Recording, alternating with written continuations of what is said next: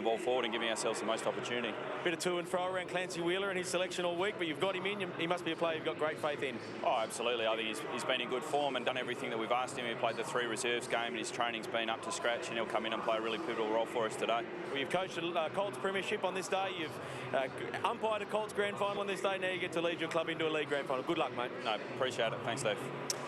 There it is, Bo Wardman, coach of Subiaco. He's very calm exterior-wise, but I'm sure the heart is pumping. The Subiaco lineup, a couple of big decisions had to be made to get Clancy Wheeler back in the mix. Yeah, absolutely. Clancy Wheeler, for those that don't know, went away for a few weeks mid-season overseas for a holiday, worked his backside off. Such grand final experience. Great to see him back. But there's those 2 midfielders, Ruck Rover and Rover, that just alarm bells. Horsley and Kidd, they aren't clean, they're messy, they're down and dirty. They are exceptional midfielders. Yes, Clancy off to watch the Ashes for a few weeks. I'm not sure how that would relax your well-being, given how tight that series was and what you do at the cricket, enjoying yourself. South Fremantle, though, let's check in on what they have to do from the get-go. Yeah, Brock Higgins is a little bit like a Shane Mumford style today. He needs to crash and bash and take as many bodies with him as possible. He's going to win the hit-outs, but it's what he does after the hit-outs. He needs to protect his midfielders, and if he can take a couple of Subi players with him, do that. In 50s, when they won earlier in the season, around 6, they limited Subiaco's inside 50s to about 40. So if they can do that today, they've repelled them, their back line will stand up, they can handle that many inside 50s. So it's just about defending and defending, and of course, I think that's their strongest line, South Fremantle. They work so well as a team, such experience down there, Blaine Wilson and the likes. They just will repel, but they work so well as a team. Todd Curley, by the way, coaching in his 5th season, but his first grand final. He gets his chance this afternoon. Lee Spur is with him now. With a former AFL grand final coach of mine, Todd, congratulations on making your first WAFL grand final. What are the key pillars of success for you today? Look, like any game, I think midfield battle. I think field stuff improved the last sort of 2 months. So, real strength of Subi. So if we can match him in there and then get it outside and, use our run, we'll be right in the game. And a lot of experience in this Subi side and not a lot of grand final experience in your boys' side. Have you addressed that during the week, and how are you overcome it? Look, we've spoken about a lot of things. They've finished on top of the ladder the last 4 years, and, I've only got 1 premiership to show for it. So if we win today, we'll also have 1. So, experience can be positive, it can be negative as well. Our young blokes will just have a crack. We've got expectations, but, we just want to get at them. Thanks for your time, Todd. Good luck today.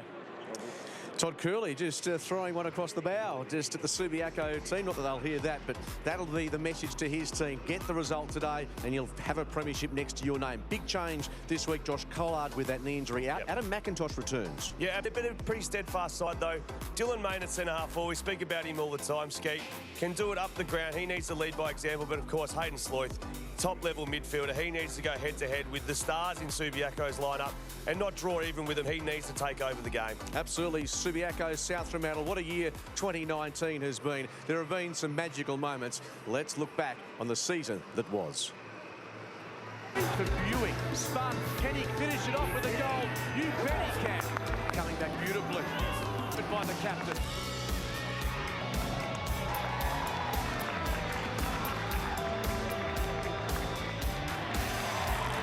On the end of it is Sloyth, and there's a great finish.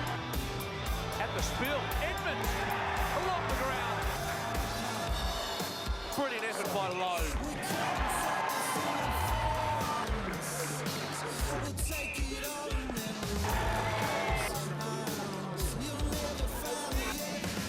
Stewart, off the left, a monster kick, one of the goals of the season. Out, Garthone gathers and gives. Evans off the left, it's bending. That'll bring the crowd to life.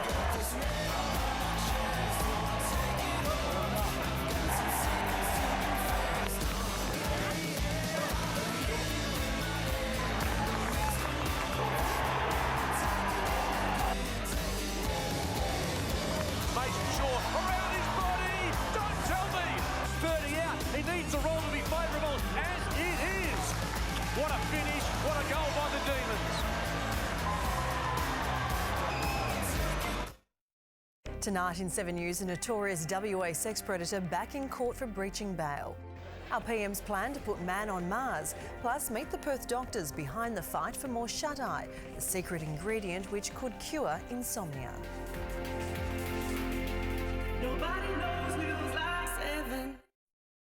When I was younger and a bit irresponsible, I got myself into financial trouble. Now I'm older and I've got myself together. I know I can afford the payments on a new car, but no one will help me. What can I do? Simple. Go to yesloans.com.au. We work harder to say yes more often.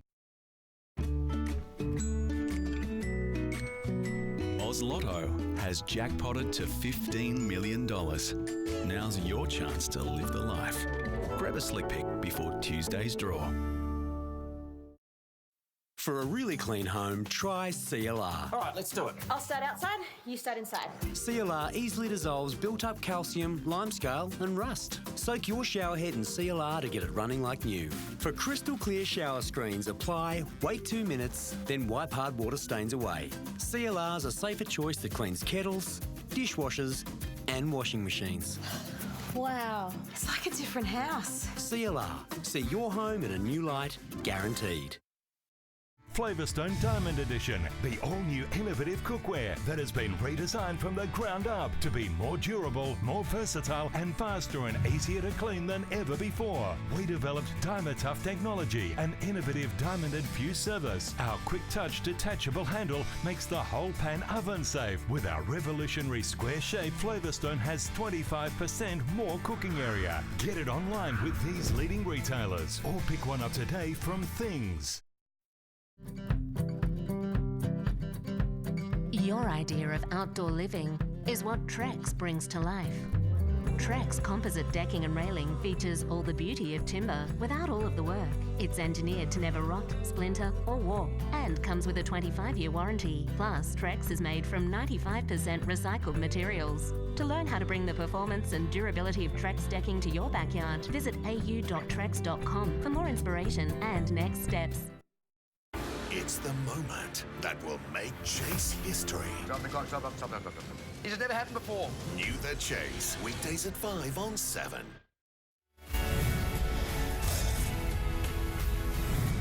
It is Optus Grand Final day. Subiaco and South Fremantle, the two dominant teams of 2019. That's what they're playing for. The Lions hoping to go back-to-back. And South Fremantle find themselves in a grand final after all that preliminary final heartbreak, but they come in with good form, having defeated Claremont a couple of times. Subiaco, their one defeat this year, came back in round 6 against South Fremantle, so perhaps there's something to hold on to for South Fremantle as we count down to the opening bounce. Just 5 minutes away. We'll get our selection shortly, courtesy of the West Australian. May not be too many surprises amongst that, but we know it's beautiful conditions. We've seen 2 wonderful games already. The reserves won by 6 points over Claremont, and the Tigers beating Peel by 5 points in the Simply Energy Colts decider. But both teams lining up as we prepare to head downstairs on this Optus Grand Final day for the beginning of our on-ground official proceedings. To deliver a welcome to country. Yarnba, kaya ngalakayak inicha wajak nyonga bibman boja, and Europe jeningen nono kama manyak komba, nono kanyini inicha ngalakaboja wajak nyonga bibman. Ngalakademan ga mamanga kora nyeting, ngalgonga manda mejigeru yagan dol ngalakamur balap jeningen wad balayuat kol inicha ngalakaboja. Bala pawangin wad bala jenga nona ka word coral coronap nona ka nyenin and wearing jening nona ka burdawan yay nganya kinicha wabarat yay warbe nona ka yaki nicha burdawan nona nyere tarap ko koap nona ka wangi ra nyonga karijan nganyong nona ka wanare gamara na kakarap. Ladies and gentlemen, it's good to see you here today to celebrate this wonderful end of a beautiful season, the greatest game on earth, Australian rules. And today we see 2 great champion teams playing off. May the best team win in the greatest of spirit. As we stand here on the lands of the Nyunga Wajak Bibman people, Kujabanga Panganabrik Watering Alaka Yay, Burduan. Nganyonyong Inunaka Wanare Gamarana.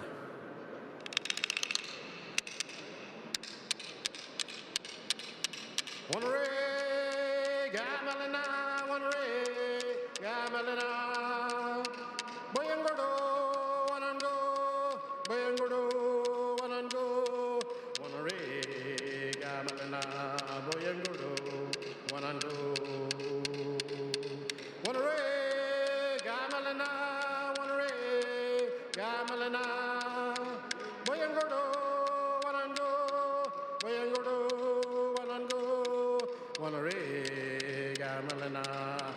Boyenguru, Wanandu. Nunakadabakan Korean Galakabuja Wajak Yunga. Galakaja more Australians. Ladies and gentlemen, take care. Have a great day. We are all Australians. Let us enjoy this beautiful day. God bless. Ladies and gentlemen, boys and girls, would you please stand for the national anthem to be performed today by Billy Court.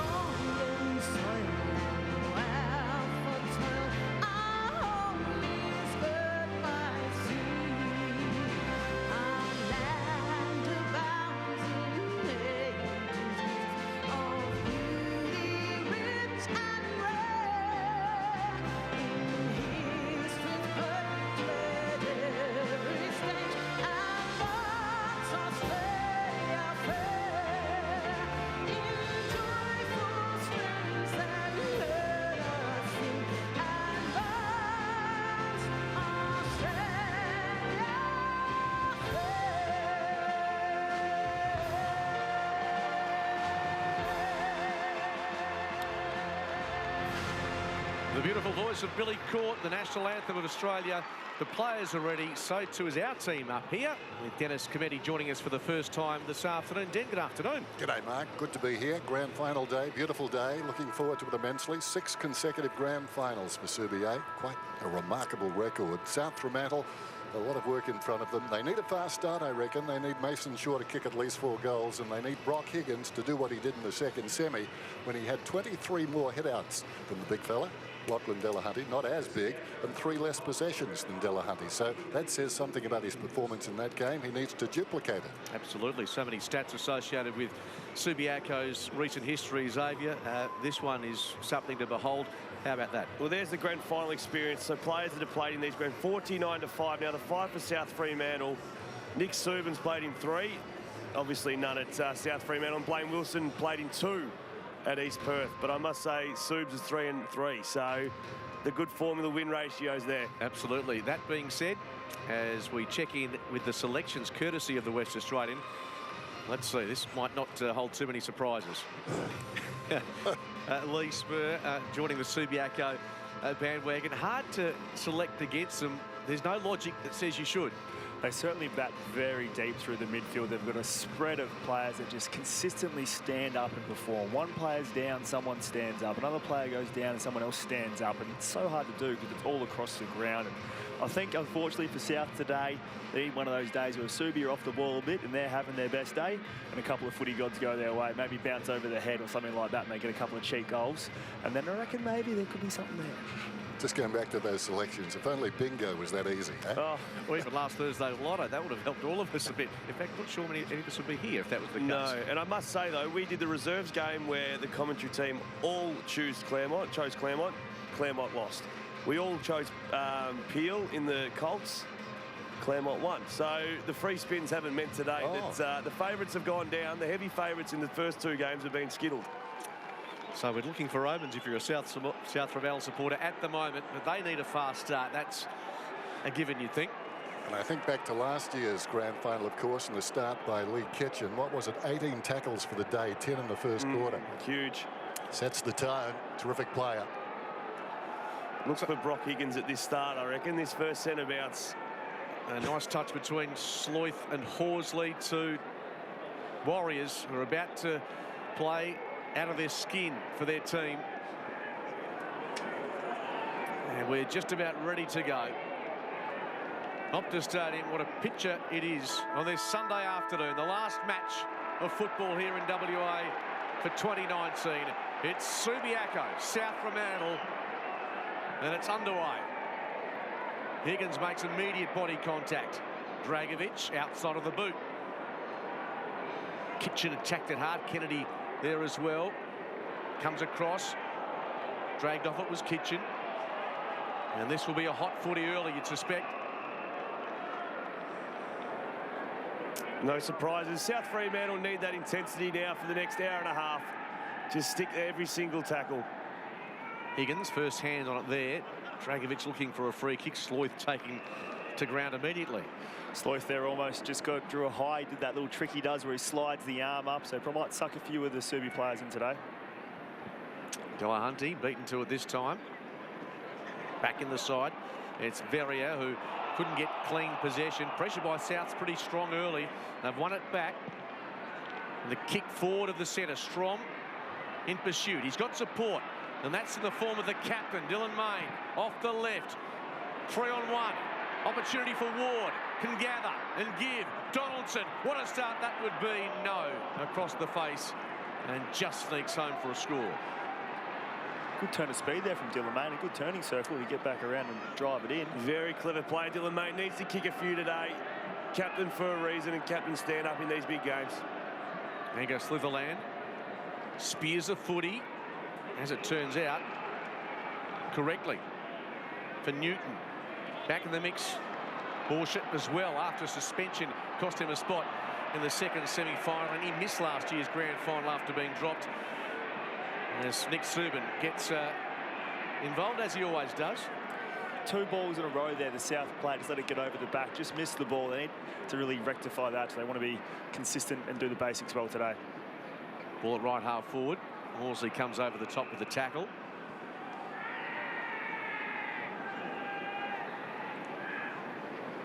Steve Verrier getting busy early in this one. He was good last week. Worked hard. In dispute. Trying to dig it out was Kitchen.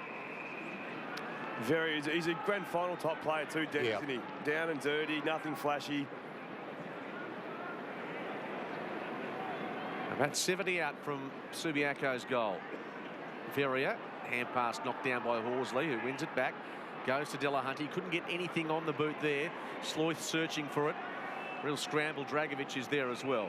Got to say, that was the kick of a nervous man for Delahunty there. A lot of pressure on him today. Coming in as the Sandover medalist. And rucking against someone who's completely different to him. Yeah, doesn't want to look after him and mollycoddle him. A one-on-one here. Powell, Sloyth.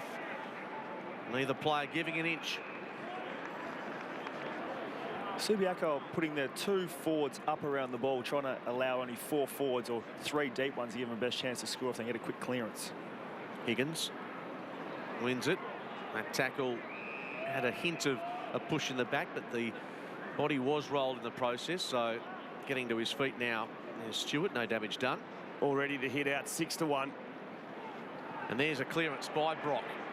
High ball inside the centre square. There's a hole. It's going to Subiaco. And Kennedy, in fact, Lockyer will be the recipient. What a consistent player he is.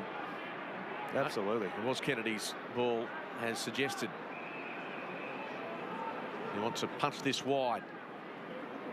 Borshett caught out of position. Wilson not given the free rein he was last week. Subin. That's a push at the back. Interesting approach on the man by Nick Subin. I don't mind it. It was in the back, but I don't mind a little statement. Well, the statement's coming from Moore because he's going to load up and put it to the top of the square. Strom the spoil. Going off the deck, Sokol couldn't get enough purchase. And Sloyth smother was brilliant by Horsley. We expect nothing less from a 4-time premiership star. And Verrier is doing a lot of work deep in defence. I like the hit and the intensity from Subin, but he could have laid a tackle and just tied it up. So that's just the beauty of manage that aggression. When it's there, nail them. But when you got a tackle, you got to stick it. Delahunty caught behind. Verrier again. Not much to go to. In fact, he makes it a foot race towards the wing. Hayden's got 2 to beat. Does it well, but gave it up for Kennedy. Now Subiaco can launch. There's a free kick. It'll go back to the Lions. Not a bad free kick to give away in the end by South. Holds up the Subiaco run. When you get caught like that, you're better off holding the ball in than coughing out because they get a fast, quick play. It was a blessing in disguise that it came back with it in the back. Kennedy was there. Walters with a launch. And Subin off the left. Kick was poor. And Kennedy's racking up some numbers here. Wastes no time. Chips it inside 50. And this should be a shot for Walters from the 50. No. Likes something in the pocket. Powell. Couldn't take the mark. Sloyth. South's defence absorbing some heat here. A bouncing ball. Sloyth Got it out to Strom. He gave it up straight away. Horsley, gone, holding the ball. Has to be. He's done. Just on a couple of occasions, South Fremantle just panicked a little bit coming out of defence. Here's a good opportunity to take their time. And they use it, Dragovic. He was good last week. 3 goals. Tough hombre. McIntosh into this side. What a story he's been. Game number 116. Only 5 games in 2019. Injury plagued. Had to prove his fitness on Friday night. That kick had no depth to it. Made life really tough for Dylan Main, who makes sure Litherland can't get to his feet with any comfort. Oh, very clumsy. He's a tidy player, though, Litherland. Lightning quick, too. Like him a lot. Switch happening here for Subiaco. Kennedy, another possession. That's a dangerous ball. Strom didn't attempt the mark. Realised he had Stewart, who can go for home. Nothing there. And across the face, comforting for Litherland. Those entries have to be better, don't they? Yeah, just lower the eyes again. It's grand final. You're under the pump. You're feeling pressure. You can just lower the eyes because there's often spares, especially from those quick turnovers. Subiaco broke so hard as well. There was freezing the corridor. Kennedy, that's 5 disposals for him. The beneficiary of some turnovers by South Fremantle as well. Road. Call to play on. Heads down the line. Delahunty and Higgins. Out the back. Ball scoots free. Subiaco advanced. Edwards Baldwin likes something at the top of the square. Harrison Marsh. Ball sits on its end. Can he break the tackle around his body? He squeezes home the first of the afternoon. And the Lions are on the board. Kia prides itself on the highest quality and design, and it's these qualities that made the Stinger WA's Car of the Year, as voted by the motoring experts at the West Australian. Outside, it's a sleek Gran Turismo. Inside, it's a premium luxury sedan. And under the bonnet, a powerful twin-turbo V6. I'm on the winning team at Kia, and now, with the Kia Stinger winning WA's Car of the Year, isn't it time you joined us? Just saw the importance of not allowing the ball to get over the back at that big contest. Marsh in space, ball sits up. Clever goal. Subiaco, that's the way they play. Bash and crash, get it forward, and then they've just got so much class ahead of the ball. It's a good finish by Marsh on a bit of pressure as well, because Blaine Wilson was straight on him from that. Probably got a bad bounce, really, and he's good composure. Margin 5 points. Delahunty decisively wide of the congestion. Walters back to the Sandover medalist. And kick didn't have anything on it again, so McIntosh receives. He too can't make clean contact. Might get out of this. Strom into Buick. 35 out. And the former Falcon gets a gilt-edged look from directly in front. Strom not known for his touch and composure, but could have blazed away. You'd see here a bit of a mongrel pun in. A story of grand finals, they're often messy, and just their nice little 15-metre dink into space. Take your pick. The old chaos ball, and then a little bit of class, wasn't it? A deft touch. Almost like a tennis drop shot. There's little or no breeze to speak of here. Buick to get the immediate response. And the Bulldogs get themselves up and running in the 2019 Optus Grand Final. At Simply Energy, we're proud to be powering up the WAFL during the final series. And no matter your team's result, we're offering 40% off gas usage charges when you pay on time. Call 1-800-286-867 or find us online to switch today. Looking for a great deal on health cover? Well, look no further. Join Bupa on eligible products and get 6 weeks free. Terms and conditions apply. Call Bupa to find out more.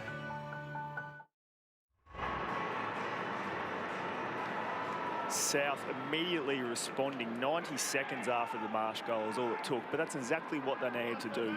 Hit back on the scoreboard. They've absorbed some early pressure from Subiaco, and then they've gone forward and kicked truly, and that was a clutch kick from Buick. They're hard ones to do when everyone needs you to kick a goal early in the game, and they'll get a lift from this South. I reckon they'll see a bit of pep in their step. 14th goal for the season for Buick, and they get a clearance, albeit just a toe poke, only as far as Powell. Oh, Kitchen, interesting hand pass. It's coming back with interest, though. Florenka almost to the top of the square. Mark claimed and paid to Broad. Heads outside the 50. One hand put up by Verrier, couldn't take it. Walters, brilliant smother came from Russell, who goes again. He's got Florenko wide of that contest, and the pressure by Walters was good enough. Tough start in his grand final. Smother. Angus Litherland just collected a player. It's nice and hot early. Body's flying. Kick out of defence. Powell in best position. Former West Coast listed player. Goes to Kitchen. Back to Powell. Untidy off the boot. Walters couldn't hang on. Newton shrugs the shoulders. Kicks. And finds his man. Well, Fancy Wheeler. A new look. Outside the 50. Good penetration with the kick. Oh, that was a timely fist coming there from Mascos. That was heading goal bound. Too bad it hit the post. It's a desperate one-on-one spoil with the kick. Was perfect. Good body work. Now they've got to defend again, don't they? Absolutely. It's nothing flashed by Subiaco, and it never is, but they managed to scrap goals from real situations. Strom, Delahunty, Kitchen somehow gets boot to ball. Pearson was there. South's defence under some pressure, and Noah Strom says that will do me.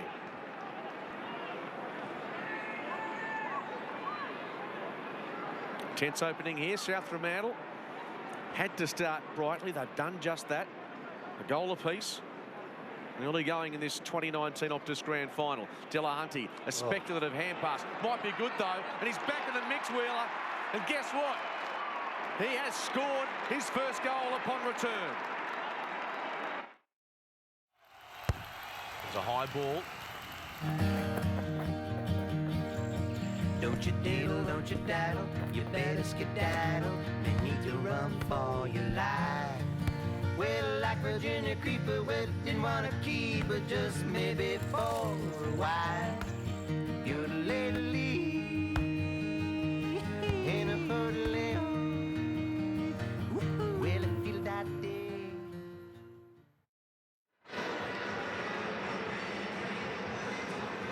Wheeler back in the side. All you can see there, Subin just threw one across the top where he's wearing that mask. Unusual to see him in the mask. Let's head down to Steve Butler for a Booper update.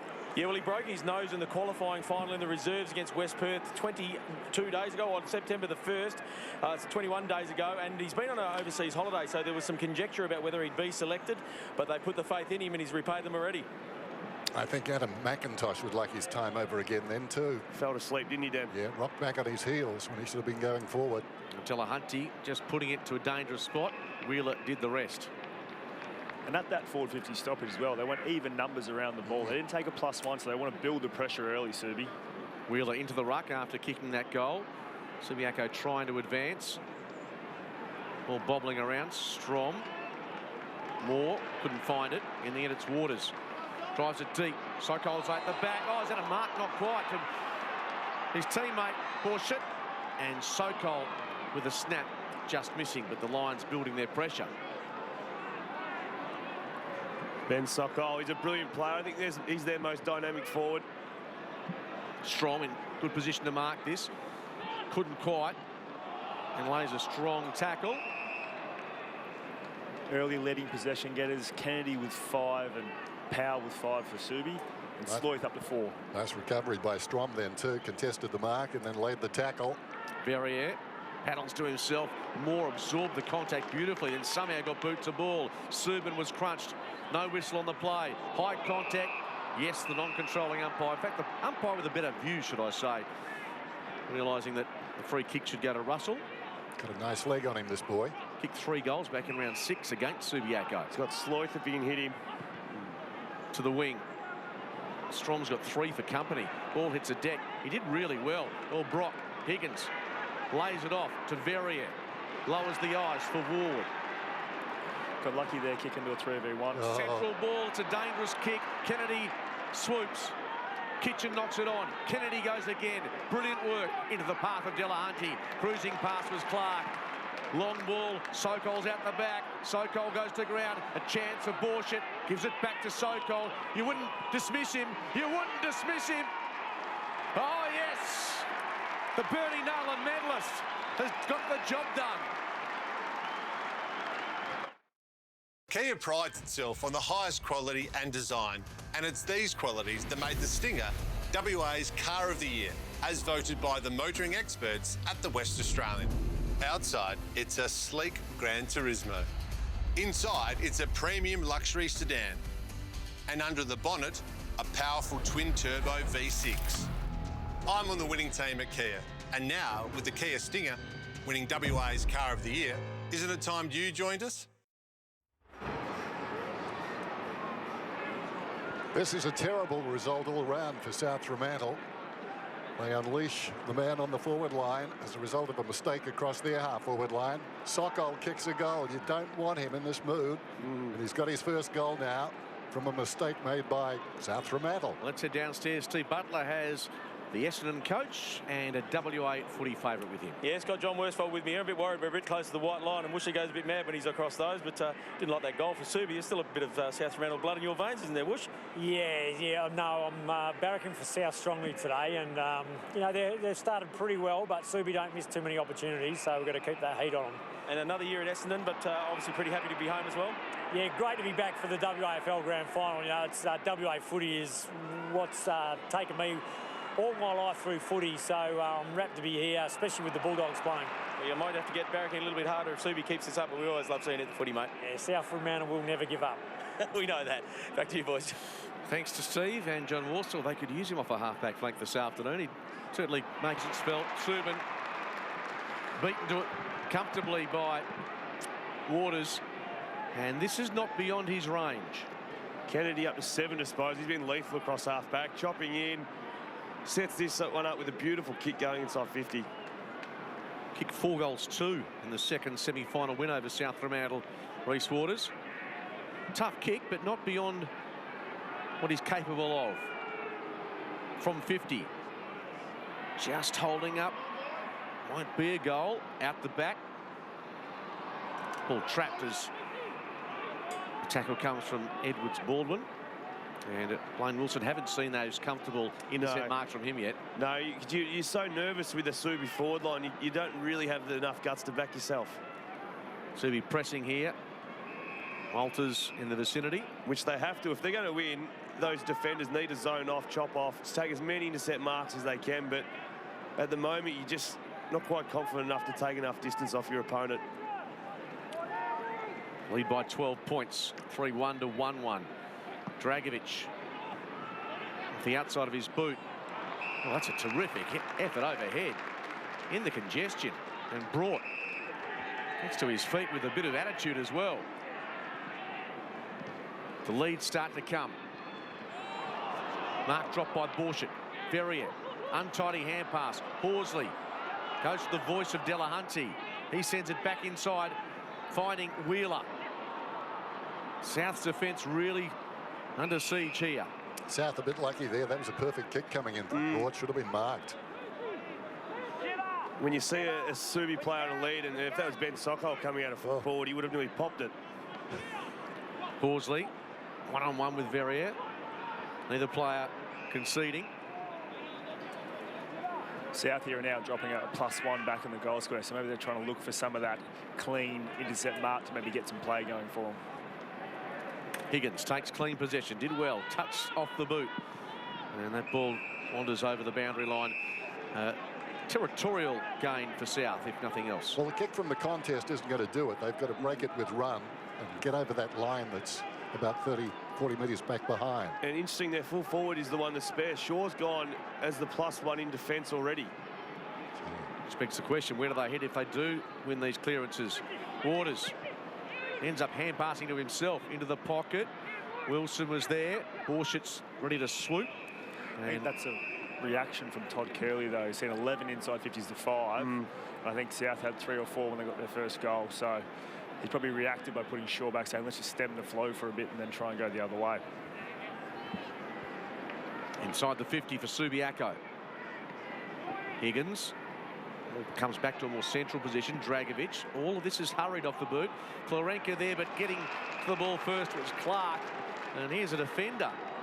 And this is the problem with Shaw so deep, they can kick a goal from here, put it over his head. He's standing at the top of the goal square. Yeah, and of course, all the time you try and get it to the skinny side of the ground, but sometimes you're better to kick it 55 metres and get it delivery out of bounds 60 metres away. 55 out. Clark gives it a ride, and there is the man in question. I apologise. Mason Shaw doing what he's been paid to do down back. Although, ideally, he's a long way up the ground, giving South an option. Goal averted for the time being. Pack collapses. Dragovic receives the hand pass. He's swooped upon. And holding the ball is the call. The pressure from the Lions is enormous.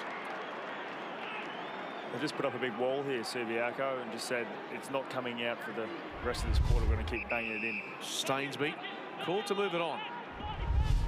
Does just that. Through a few sets of hands. Sloyth is there. A little fumble which cost him. Clean possession.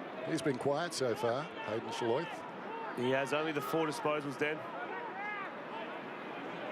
Another attacking option here for Subiaco.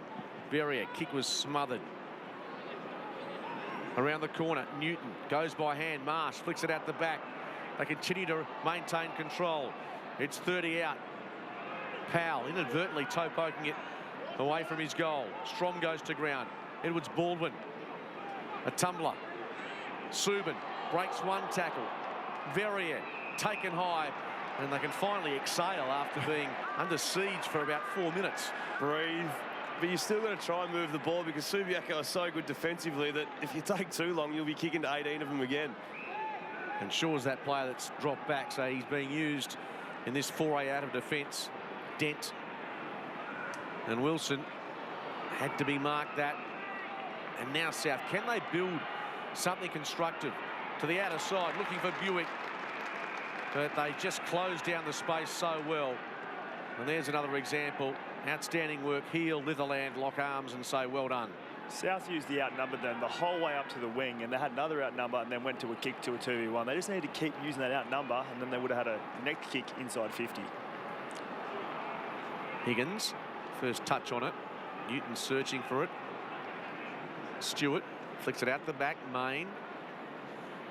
And the ball is not coming out. Hit outs 18-5 here. So South Fremantle really should get the first look at this one. Hayden Sloyth or someone can start to get a little bit more proactive. They're well set up here. Can they find a way through? No, it's going to be Subiaco. Moore somehow boots a ball. Did it brilliantly. Support came from Joyce. Now the run through the middle. Horsley building nicely for Sokol. Doesn't like anything long at this point. And now spears it straight onto the chest of Wilson. Don't see that too often. No. Sometimes players trying to really bullet the pass. I'm a big fan, so I reckon he probably even could have moved it on much, much quicker. And he's so strong, he could probably take someone on around the mark because it was so open inside 50 that he just took too long and then tried the impossible. Sloyth, 5th disposal of the afternoon, but it's errant.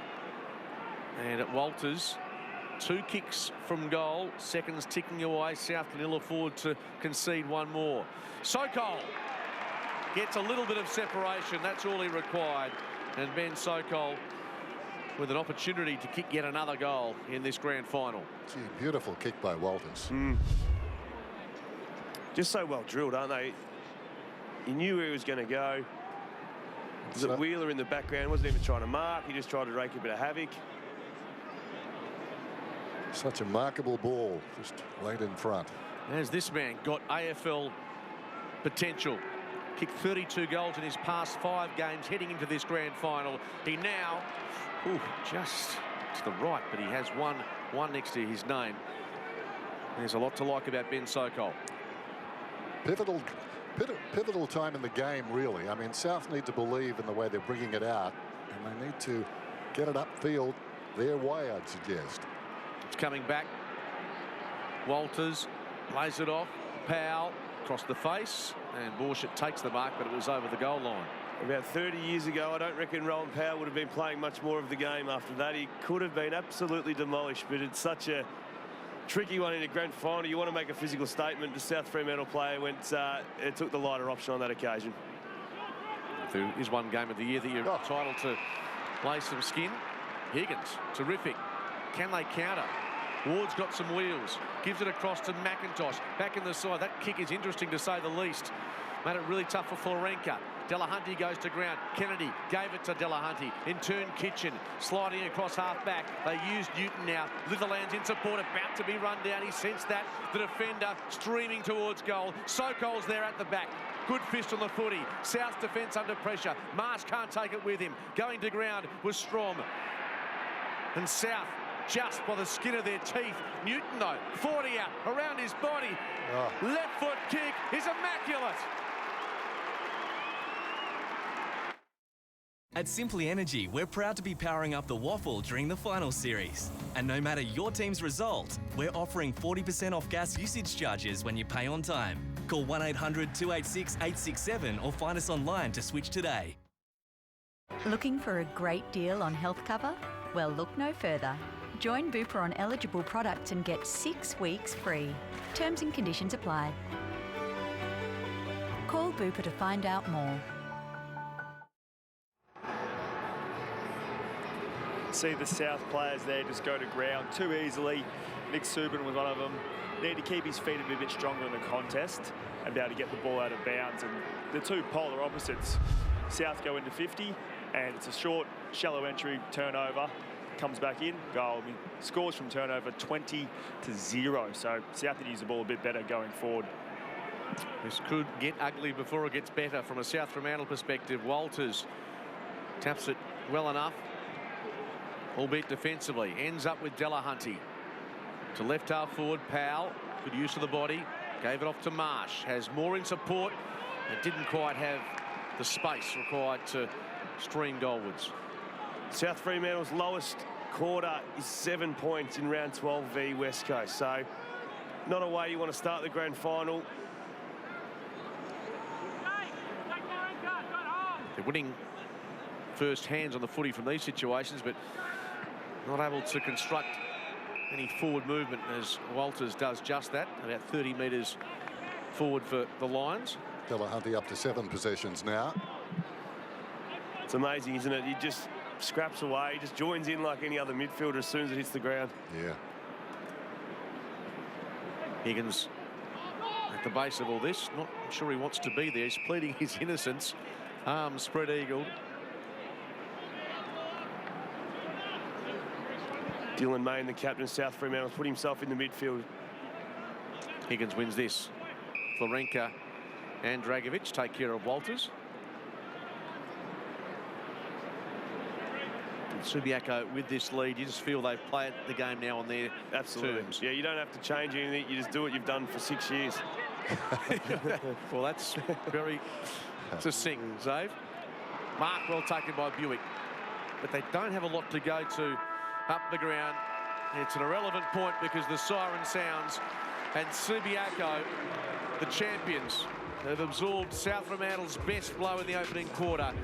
And they lead by 20 points on Optus Grand Final Day, 4-3-27 to 1-1-7. Ben Sokol hitting the scoreboard, the Bernie Naylor medalist. It's all to do for this team in red and white.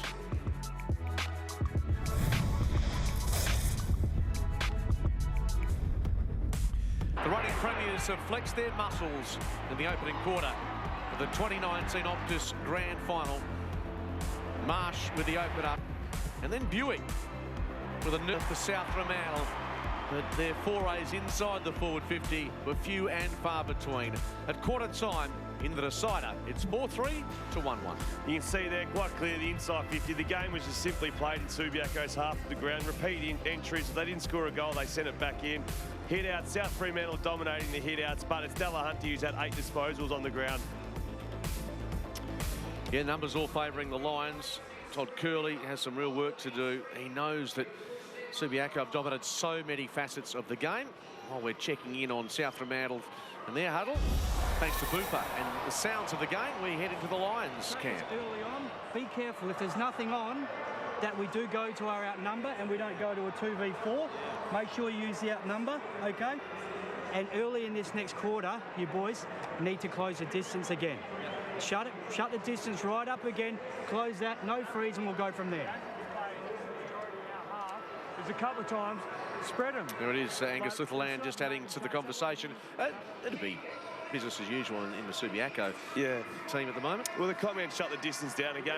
It's start the game again. I'm sure they'll tell themselves to score 0-all. So they'll start the distance as a defender to their opponent much closer and then spread as they get more confident. Steve Butler's with the Bulldogs coach now. Yeah, got Todd Curley here, and Todd, you got an early goal, but it looked like your defence was pretty much under siege after that.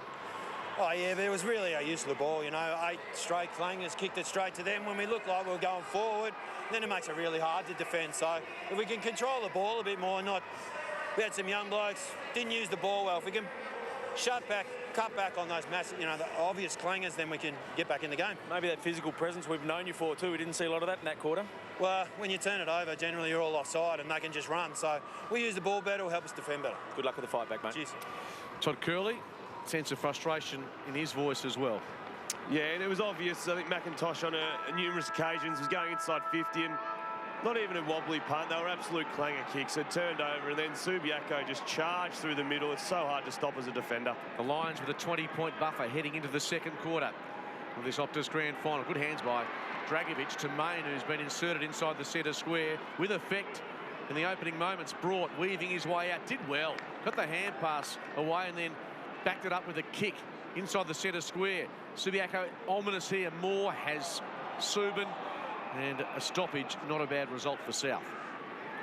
Good result. Horsley somehow was a spare forward of the ball then. I'm not sure how that happened, but they're very dangerous. Well, the spare forward of the ball is always dangerous. With a bit of a hold, certainly. It was Stewart showing the umpire there was a tug of the jumper. I think it was from the centre square bounce. He just seeped behind a smart midfielder. Dane Swan used to do that a fair bit. Comes back out and you get in the end to get a nice little easy goal. 20 points the margin. Can South find something here? Poor kick. Overshot the mark. Brought in best position. And Verrier just looking over his head at that poor service. Brought's having a good game. Good couple of moments as well, Den, as Heel makes the big switch. Litherland, it's all comfortable ball use at the moment. Stainsby to Clark. Takes the short lateral ball, and Big Brock says hello. They might give Lee Kitchen just something to remember for grand final day. They've got to stop this. This is just basic stuff. You've got to stop the bloke with the footy. Kitchen, well, directing as he tracks his way into the pocket with a beautiful ball. Sokol, and he had a couple of metres, and so the equation now 45 at tight angle. It was a comedy of errors, though, wasn't it? The backwards kicks, they pulled up a couple of metres short of the mark, instead of pressing right up and trying to make him kick over fingers. And then they don't stand the mark on the 50, he plays straight on. And like you said, the backs again, they don't get a chance to set up. Kicked 3 goals in the second semi against his former club. This is fading across the face, and a mark by Borshett. How did he get his hands on that? Just sums up the first 32 minutes of football. Slack going inside 50, and then to take a one-on-one mark. He's a classy player too. That ball belies that statement, Dave, although we do back up what you say because we've seen him this year. Yeah, he's had a great season. Back after suspension today. He missed last year's grand final, as we mentioned, being dropped. The heartbreak of missing a league premiership. He did play in a reserves flag, so I'm sure today will mean something a bit special. Strong, one-on-one. Haven't seen a lot of Mason Shaw. Lockyer has him for close attendance. Helping out his Buick. Oh, Lockyer somehow comes back to him. And he does it with such aplomb. The Lions can build. Horsley off the left into Borshett. And where one team just can't grasp the ball in those 50-50 moments, the other team does. Just a bit of composure. Going to Shaw ahead in a one-on-one. It's usually a good option, but if he just lowered his eyes, the South Fremantle player, there was a spare 20 metres away. You've just got to use what Subiaco give you. If there's a spare there, just use it. They're trying to be a bit too fancy, a bit too panicky, and on that occasion, Lockyer, as he does throughout his career, just mopped it up and back they come. Winning a one-on-one in the process. Second chance in about 90 seconds for Borshett. And this time, He's off to the left. It's a funny old thing, pressure. Makes you do things that you normally wouldn't do, and you freeze up and you only see one option. Subin, audacious ball, Verrier with the launch. Sloyth was charging. Horsley took them on. And for the second time, he's been penalised today. Main. He's got some run here. Now, Hayden was the target, but and again, not hitting the mark. Lockyer in best position, and Wheeler now on the wing receives. They love switching the play. And Litherland, great kick, comfortably onto the chest of Joyce. They're aggressive on the spread, aren't they? Gee. Across to Edwards-Baldwin.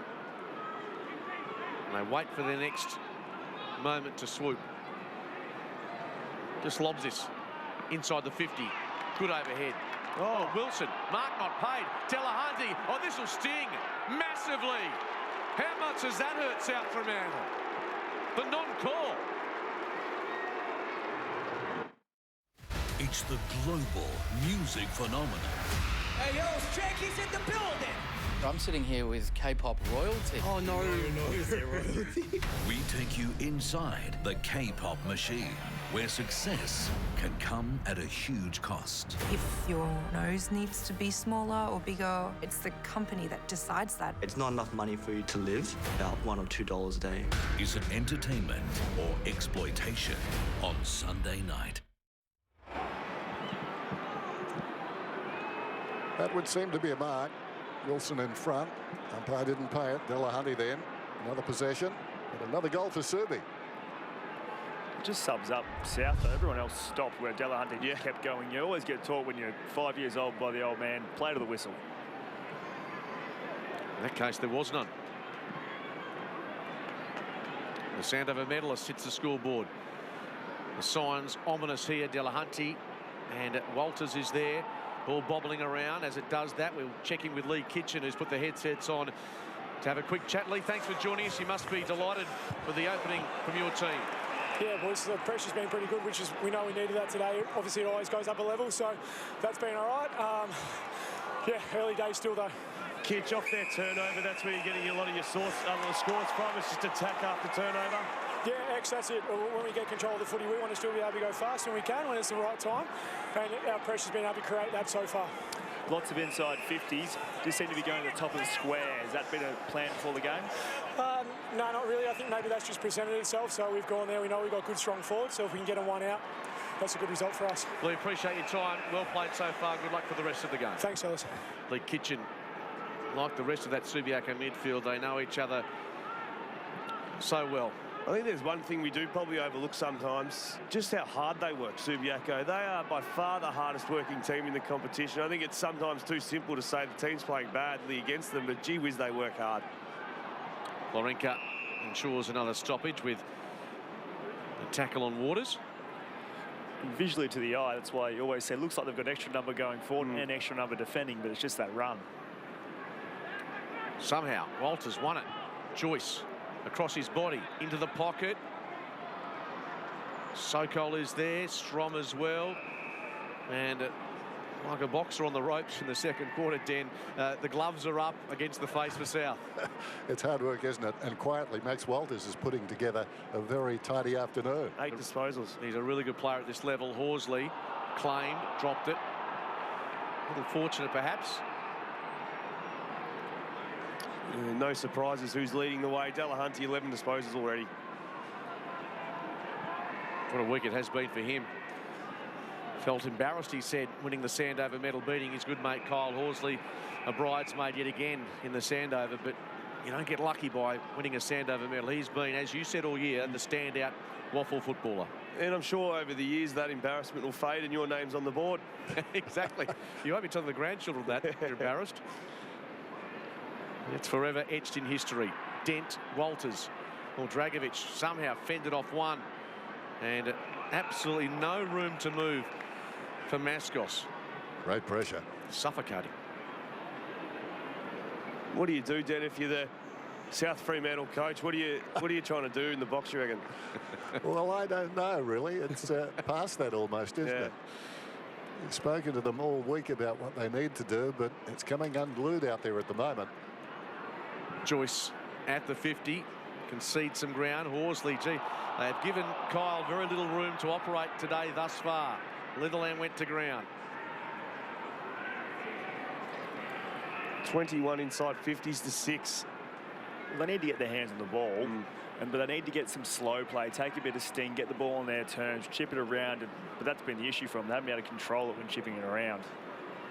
Higgins finally clears the area.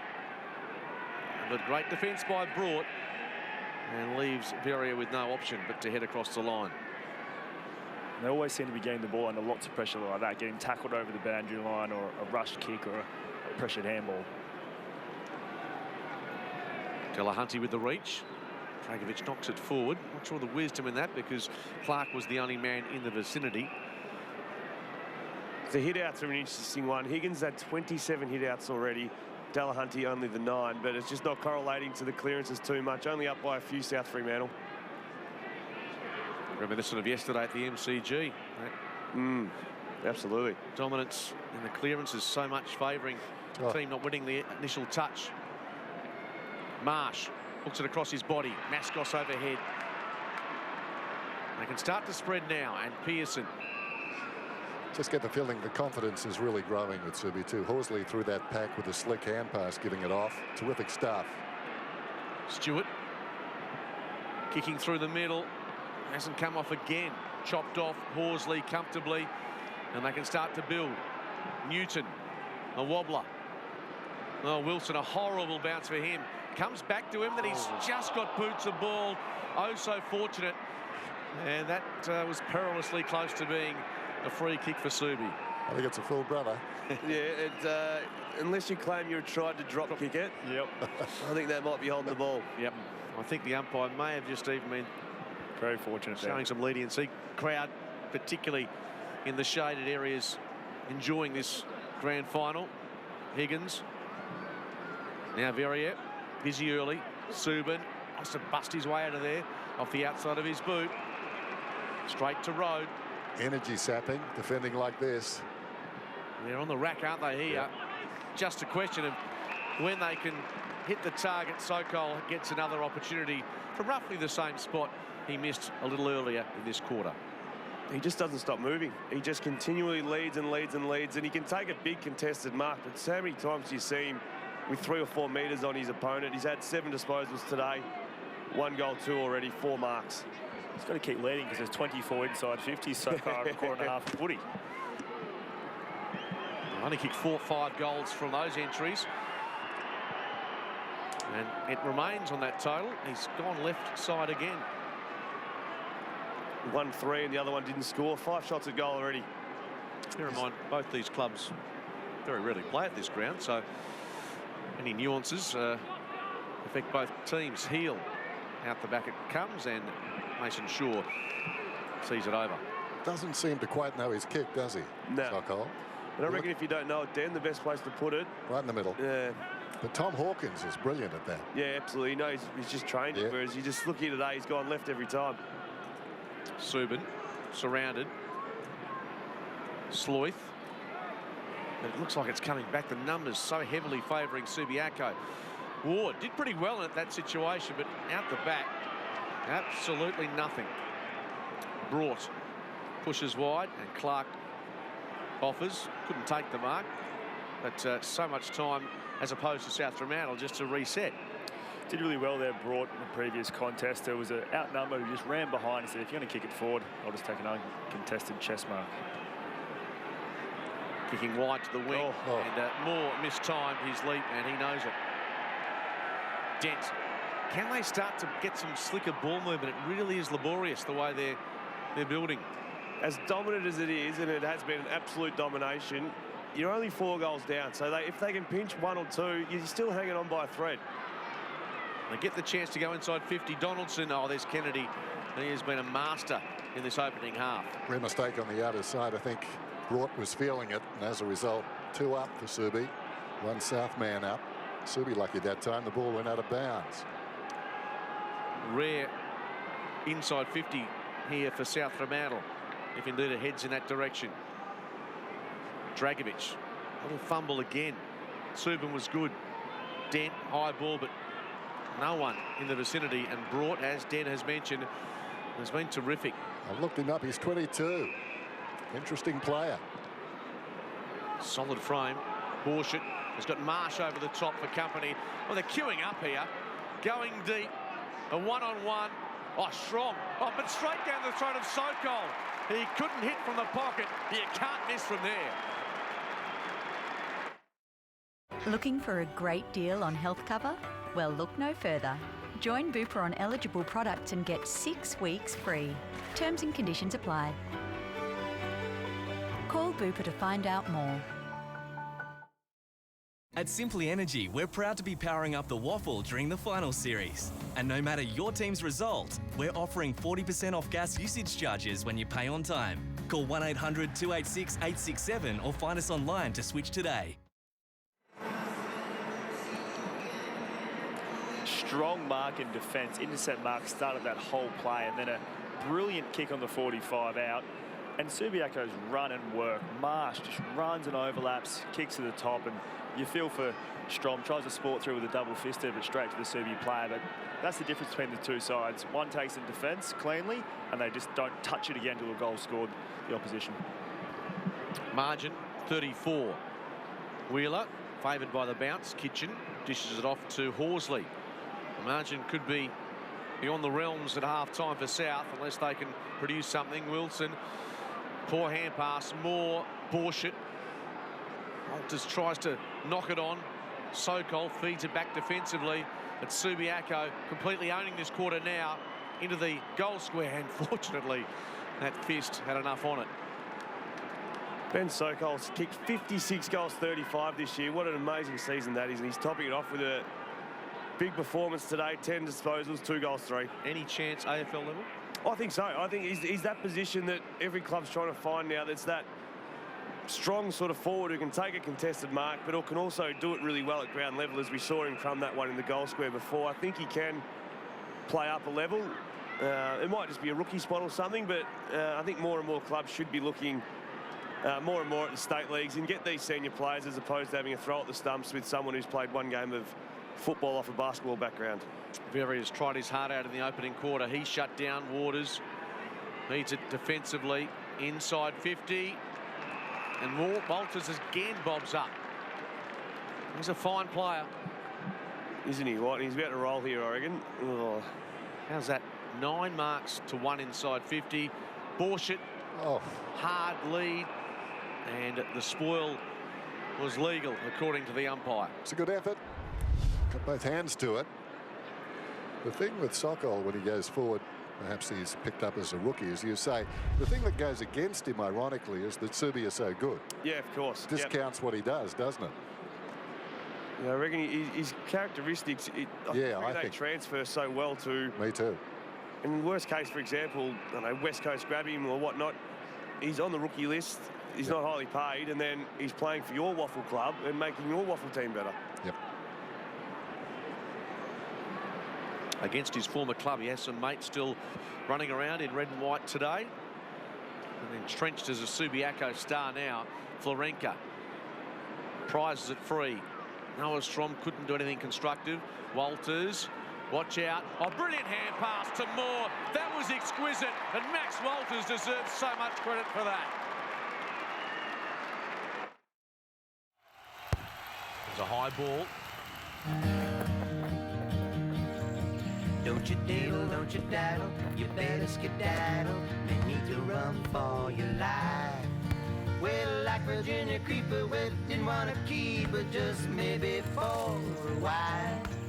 You're lately in a hurdle. Well, I feel that day. Just weight of numbers. Handball over the top. You can see there South Fremantle players just get sucked into the ball. Subiaco rely on their teammates to get the job done, and more just out in space as easy as you'd like. A scoreless quarter, 18 minutes in. South Fremantle yet to score. And look at that trend, the last 10 scores. It's been an absolute tidal wave. Job not done, but it's a long way to being in control for Subiaco. Clearance coming up for the Bulldogs. Main. Wide ball brought, opposed to Ward. Brought. Lays off the hand pass to Lockyer. So good in that situation. Joyce is on the boundary line to support. And the confidence just growing from this team by the minute. Little push on Strom. His hand pass intercepted by Boychette. A left footer. Won't have the legs. And, oh, Pearson. Oh, no. He's trying to fumble his way through for a rush behind. Finds an exit path to Buick. His hand pass not tidy. Thomas Baldwin. Edwards goes around the body. Marsh, hand pass, knocked down. Byron, claimed stoppage. You reckon Claremont are sitting at home thinking, thank goodness it's not us, because this is an absolute savaging. Yep. I think we've only just seen the start of it. 28 inside 50s to 8. Some more damage coming, you suspect, before half-time. Just depends on the assailant. Kick. Partially smothered. Joyce off the left to add some pain. And he's done just that. The celebrations have started already. Extraordinary. Terrific goal. Kia prides itself on the highest quality and design, and it's these qualities that made the Stinger WA's Car of the Year, as voted by the motoring experts at the West Australian. Outside, it's a sleek Gran Turismo. Into premium luxury sedan. And under the bonnet, a powerful twin-turbo V6. I'm on the winning team at Kia, and now, with the Kia Stinger winning WA's Car of the Year, isn't it time you joined us? Well, it's getting too easy now as far as Subiaco are concerned. Back in round 11, South Fremantle scored 15 points to half-time, their lowest of the season. Well, I think they're going to set another record here. Kids that are growing up in their formative years, following the WAFL, they don't know any other side in the competition, I would have thought. An all-barrack for Subi. Exactly. That's what you do as a kid, don't you? Strong takes the mark. Can they find a way to goal here? Good kick for Shaw, and that's better. As they've been going forward since that mark taken by Buick in the opening minutes. Huge pressure on a kick like this, though. You know how much your club needs a goal and how bad it's looking. Getting routine. Just do what you do. Been a big year for Mason Shaw. 55 goals next to his name, so he has the prowess but not the accuracy. Gee, it was interesting to see there. Lockyer got done on the lead. First thing he did was turn around and started having a angry discussion with his own teammate who let him down on that occasion, didn't fill in the space. But you can be 50 points up in the grand final, but the Subiaco team, they don't want to get too far away from what they do and do well. So just leadership there, the back pocket, just let him down on that occasion. But next time it happens, I'm certain it won't happen again. What is the margin as a player when you start just sitting back and enjoying the moment, even though it's only half-time? About now. Oh, dear. Buick and Kennedy, who started really well for Subiaco, being quiet in this quarter. Mind you, the ball hasn't been in his direction all that often. Yeah, it's too hard to find any sort of note that you're going to bring in. 94 uncontested disposals to 42. They just had absolutely dominance and control of the footy, Subiaco. Delahunty and Higgins, Verrier left it behind. Walters, hand passes down the line, all gathered by Marsh, and then dished off the hand pass, heading down the line. Intercept taken there by Mascos. Super quarter by Subiaco. They really have played this quarter on their terms. More going back with courage and skill. Brilliantly worked to Kennedy. In turn, Bourchette. And you got the feeling the talk around him was first class too. He came back with confidence, didn't he? Yeah. Powell drifting free at the 50. And the South Fremantle defenders starting to sag off their men. He does have a big boot on him.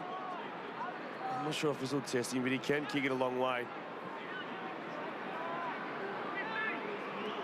Call of 15 seconds. Rowan Powell turned 24 on Thursday. It's bending, but never quite enough. That's the hardest kick for a right footer at goal. Yeah. Virtually have to give the goals away, don't you? You've got Right to try side. and go both ways. He's got to bend to the left and then hopefully drift back to the right.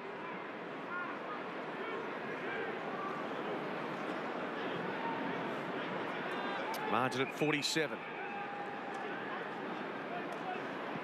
Pearson gets to his ruckman, but Broad cutting across on the angle. What a good-sized half-back flanker he is. Really like him this afternoon. Terrific. I mentioned the size. It's an imposing figure as Dent stops the Subiaco momentum for a moment. Interesting off the boot, that one. Clark didn't quite complete the mark. Main is there. And the captain, his heart will have sunk in this first half, knowing that Subiaco have really got a stranglehold on this one. 8 points in the half, eh? You're going at half-time. Everything that's said really sounds hollow. Oh, and at what stage is the coach? You're lost for words. You don't really know what to push and press, and in the end, you sort of probably pitch that you win a quarter. Kitchen's ball. Yeah. Still in dispute. Kennedy pushing up the ground. Because the players aren't fools, are they? No.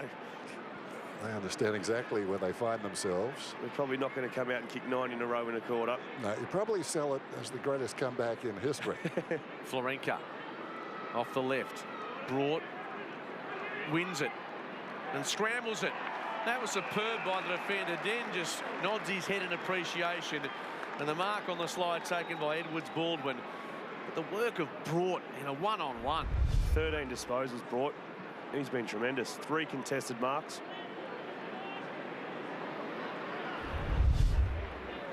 There's a bit of the Shannon Hearns about him. Absolutely. Not discounting his number. Edwards Baldwin, 3 goals in the second semi against South Fremantle, so he's caused them some issues in the past. This to make it beyond 50 points. And it's oh so comfortable for the Lions as they trek towards a back-to-back scenario. There's a high ball. Don't you diddle, don't you daddle, you better skedaddle. They need to run for your life. Well, like Virginia Creeper, well, didn't want to keep her just maybe for a while. You're a lady in a hurdle. Well, if you that day.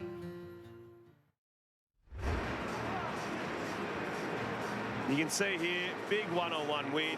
Just slaps it on the boot, playing in front. Edwards Baldwin goes back, claps as soon as it leaves his foot. That was going only one place, straight over the goal umpire's cap. It's taken some oxygen out of this first half, hasn't it?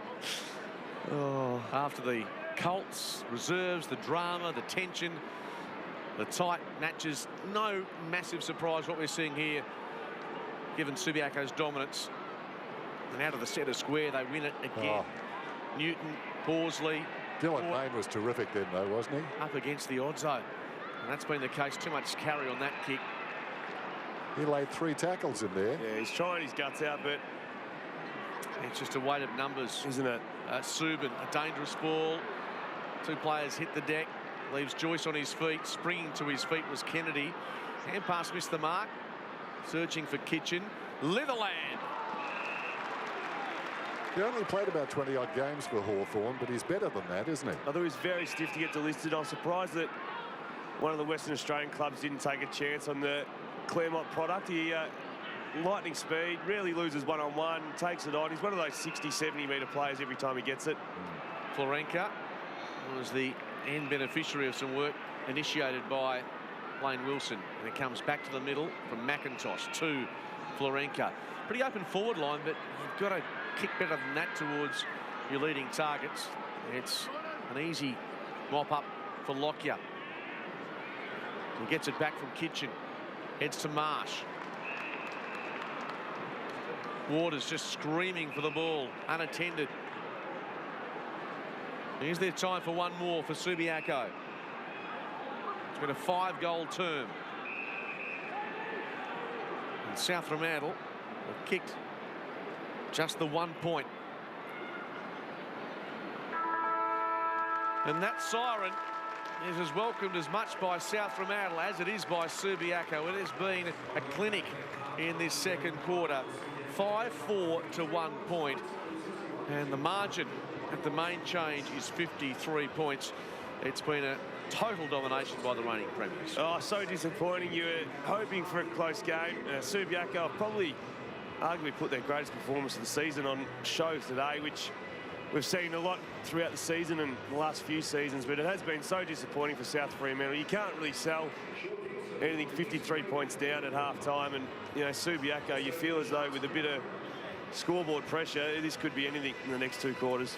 Yes, the Lions go to the change rooms in really good spirits. They know they've got this game under control as we head downstairs to Steve Butler. Yeah, got Kyle Horsley here, and Horse, you must be just totally delighted with the way you're going to get the game on your terms in nearly every facet of the game. Yeah, absolutely. The coaches playing exceptionally well. We sort of know how they like to play. They're really good in the air, so if we could lower our eyes or even just kick the grass, don't play too pretty. We give our forwards a chance to do their work, and our back set up so well that we know even if they do create a turnover, they're always back there and can create a turnover on the bounce again. And the commitment to your midfield, even when South Fremantle did get the ball, you're able to match them on the spread every time. Yeah, we really pride ourselves on how hard we train and our work rate, and we sort of back ourselves in that if teams want to try out spreaders, we can go with them, and obviously grand finals, you're going to screw your guts up as much as you can. Great start, mate. Thanks, brother. Kyle Horsley, 16 disposals, a 53-point lead. He heads back to his huddle with a warm glow in his stomach, in complete contrast, of course, to what has been happening at South Fremantle in that quarter den. It was an outstanding effort by Subiaco as we head to Lee Spur, who has the captain of South. Really strong start there by Subiaco. Dylan, as the captain of the club, what's the message going to be at halftime to settle the boys down? Yeah, super disappointing start. That's not our type of footy. That's not trademark at all. Just playing for ourselves a bit at the moment, so it's got to readjust and come out and play the way we know we can play. And they put a lot of... Yeah, we're just coughing up a little bit, just squirting out that handball that we probably don't need to do. Just need to hold it in a bit more and then get it in our hands when we do have it, just chipping around a bit, just, so I guess, step and flow a little bit. No, Dylan, good luck in the second half. Cheers.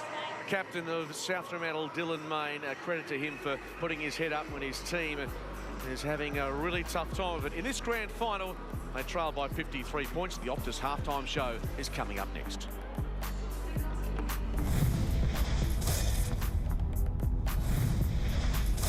5-4 to 1 behind, and Subiaco with a massive 53-point lead. Xavier Ellis, it has been a masterclass. Has been absolutely a masterclass. Sometimes when we see what they do to the opposition, we probably don't credit them enough.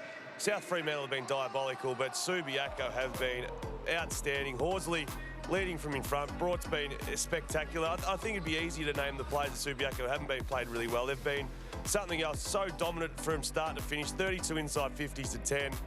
Marks, they're just controlling the ball. They're controlling the entire game, bar hit-outs. So, I mean, there's not much to sell there for South Fremantle supporters, but Subiaco are just purely in control. Yeah, Bo Wardman, his first year as coach. It's been a seamless transition from Jared Schofield to him, and it started brightly for Harrison Marsh around his body, and that lit the fire for Subi. It did light the fire for Subi. We thought that potentially it was an early goal to South Fremantle as well, but Subiaco just piled on there. You see Wheeler, who'd returned from an overseas trip and was picked today and hasn't let the side down either, kicking an early goal, but it was just off turnover, just the flow. Every time it came inside 50, it was an absolute avalanche. Ben Sokol, he's kicked 56 goals this season, and that's what he's done from start to finish since round one. He's just a dominant player. And the Lions just shut down the space of South Fremantle regularly, and that made ball movement difficult. Newton, we saw it coming back from the break, that left foot. He's been a terrific player. Had some injuries this season, but slots back in and done a wonderful job. And here's one where they got to play to the whistle. South Fremantle thought it was a mark. The Sandover medalist, Lockie Delahunty, picks it up. Fantastic snap. He's been quite dominant around the ground. Absolutely. They came in a wave in that second quarter. So many inside 50s. Sokol missed a couple of set shots, that time offhand. Strom, unfortunately, giving his opponent a gift. Oh, absolutely. But it was just a wave. Moore now rolls in and kicks one. You can see on that occasion, South Fremantle players 5 or 6 of them went hunting the football. Subiaco have just been so dominant. They just stay out, wait for their teammate to do what they've done all year. They win the 1-on-2, 1-on-3, and away they go. They won every game last year. They've lost once this year. They're 53 points up at half-time. The Subiaco Football Club has been a power, the best team of this century. Can they go on with the job? No one would doubt that they couldn't. This is the Optus half-time show. More to come right after this. At that second quarter, 5 goals to 0. And that's how it stands at the long break. 9-7 playing 1-2, just the one behind for South Fremantle in that second quarter. We're about to go to a couple of presentations. Xavier, there'd be a lot of people happy that Liam Ryan was recruited by the West Coast Eagles, because now the mark and goal of the year are wide open. It is absolutely wide open, and there's been some crackers throughout the entire season. The Kia mark of the year. Let's head down to Steve Butler with the winner. Yes, and there's a bloke who's striking a blow for little blokes all around Australia today. A bloke who doesn't necessarily make a highlight reel of taking the big hangers, but it's Aaron Black from West Perth. We're also here with Len Ennis from Kia Australia. And Aaron, hangers, there you'll go, aren't they? Yeah, mate, it's the first one I've ever taken at any grade, so it's not a bad one to take to put me in this position. Now, I'm sure this will be giving you bragging rights, but take us through the hang. I know the feedback, it's not bad. I know the feedback from the box was while we're kicking it long 1-on-1 to Blackie, and they didn't say anything after that. So, mate, I don't know. I just took a hang. We were down 40, so I was excited, but, you know, I don't know. Well, it was a great mark, mate, and we love it, and I'm sure you have that over your teammates for the rest of their lives, and they'll hear all about it. Len, it's been great to have Kia on board again, and thanks so much for your sponsorship, and I imagine you're pretty proud to be involved with the local footy. We are, thanks again. As far as Kia is concerned, Kia Australia, we're proud of WAFL, and on behalf of Kia Australia, I'd like to hand you a cheque for $5,000 for Mark the Year. Well done. Thank you, mate. Appreciate it. And you're going to Bali this week, Aaron, so come in handy. I am. I'm going to Bali, and I've always wanted one of these big cheques, so I'm going to take that home. Well, Len, thanks so much for your support again from Kia Australia, and Blackie, great mark, and enjoy your holiday, mate. We love watching you play. Thanks, Butts. Appreciate it. There it is, Aaron Black, the Kia mark of the year, also a Sandover medalist, and just getting a bit of a launch of Jacob Dragovic on that outer wing. We were at that game, outstanding performance for a midfielder. He'll remember this and put it fondly in his highlights reel. Oh, and he knew the number one in taking a spec, you can't land on your feet. So you can see there, he just deliberately could have probably landed on his feet, but that is a tremendous mark. And of course, West Perth Resi's won the reserves grand final today, so he might have a good night with that $5,000, I'd imagine. Absolutely. As we head back downstairs, Steve Butler has a winner of the Tab Touch goal of the year. Yes, here with Keegan Knott, also from the West Perth Footy Club. You can barely believe Aaron Black took a mark like that. And also Matty Thomas from Tab Touch. And Keegan, can you believe Blackie took that hanger to start with? I can't. He can't move at the best of times, mate. I can't believe he got up that high, to be honest. Well, we've loved watching you buzz around the forward line all year again, Keegan, particularly during the final series again. And this goal of the year, can you take us through it?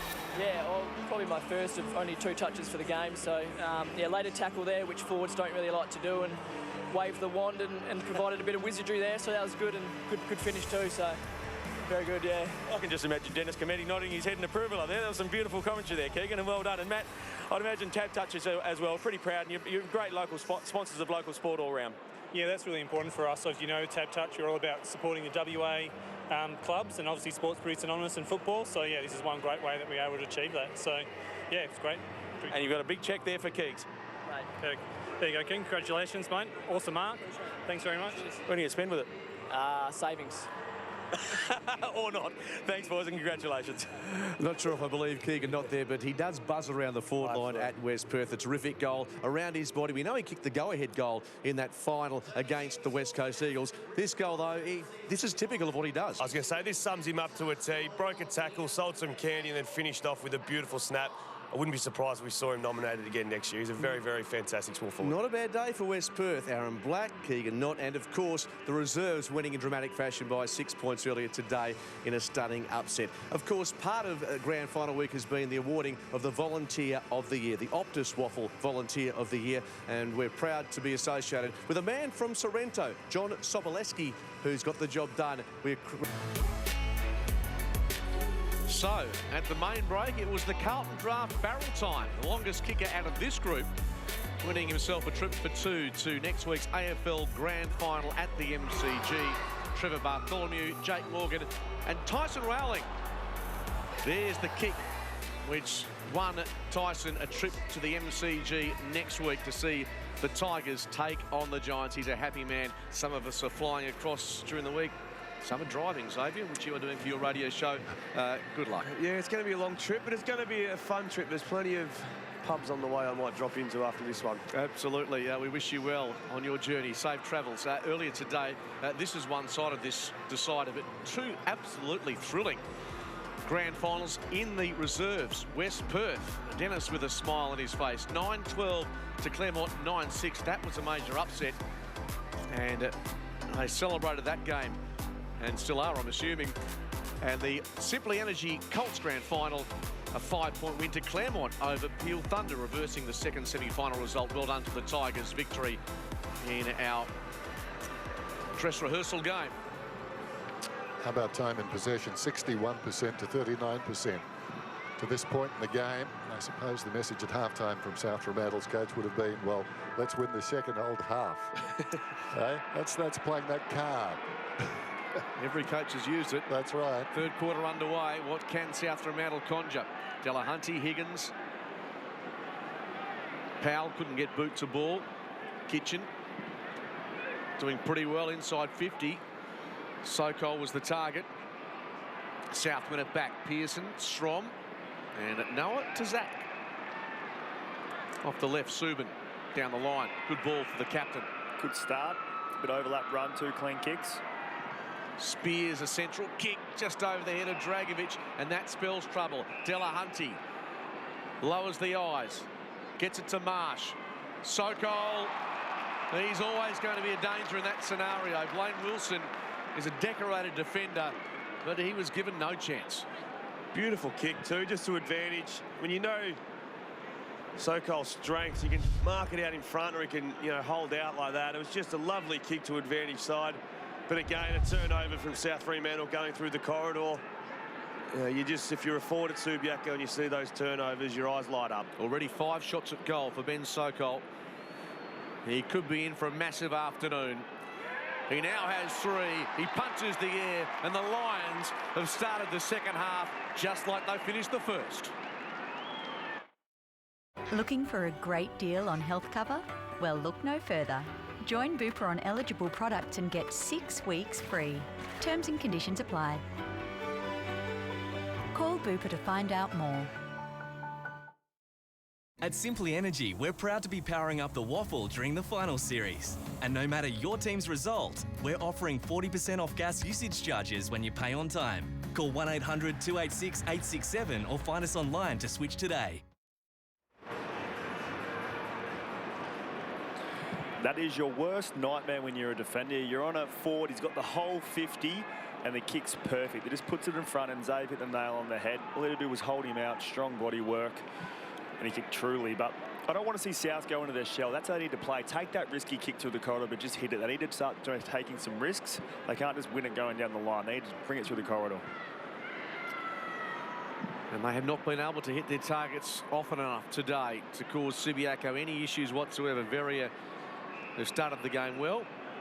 Takes Powell in a tackle alongside Donaldson, who's been very quiet. Just the 8 disposals for Verrier. He had 4 or 5 really early in the piece, so he's been completely shut out after that. He's got some teammates. Delahunty squeezes the ball out in the Newton direction. Dent accompanies him. Pearson, he had an arm over the shoulder. Didn't get the whistle. South Fremantle supporters venting their frustration. Wilson beats Borshett to the bouncing ball. Free kick. Well, Clancy Wheeler has gone to ground. I'm not sure there was much contact, but throw it in.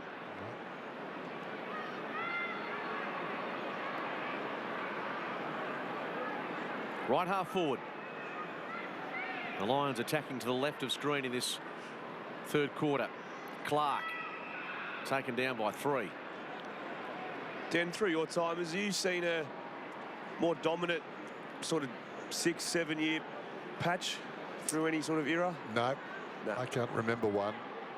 Competition, of course, was different then, but very hard now to sort of climb up off the bottom, I'd suggest. South Fremantle back in the 50s. Oh, yeah, well, I wasn't around then. He did say C.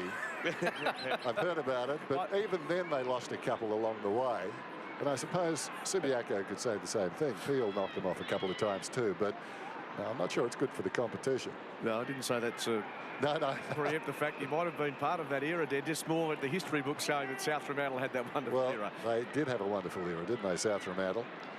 And I think, looking back, probably 3 on the run is generally about as many as I can remember. Yep, Perth in the late 60s, did it? Yeah, Perth, East Perth. Yep. So this side, as Kitchen just toe pokes that over the line. I think for the competition too, about 3's as much as you want to see. Yep, that's plenty. Absolutely plenty. You'd love to see some fresh blood. Dan and I were talking off air before, and Central Districts played in 11 grand finals in a row in the Sandful. So yeah, it's I guess Ross Lyon would say that's not ideal from a competition viewpoint. And is it wrong to say it was poker machine driven? They helped get the recruits in, I tell you what. Helped get the cash. Not that they ever did that, of course. I'm not throwing anyone under the bus. No, well, the Subiacos had to wear that type of criticism for a long time. Walters, once, twice, thought about, but realised it was kicking in danger. Dent out of that precarious situation. Joyce had a piece of it. More backtracking, tackled. Intensity still pretty high despite this scoreline. Horsley, 16 disposals. Delahunty, 15 for Ruckman. Bort's been sensational with 14. Yep, he's been elite, hasn't he? Walters, love the way he goes about his business. Verrier, they just are unrelenting. They lead by this margin, yet there's a sense that there's a goal in this game. I think that, I don't know, if I was a Subiaco player, I'd really love to blow South Fremantle out of the water, just absolutely demoralise them. And I think Subiaco have that mindset. Not every team has it, but Subiaco for the last 3, 4, 5 years have had that.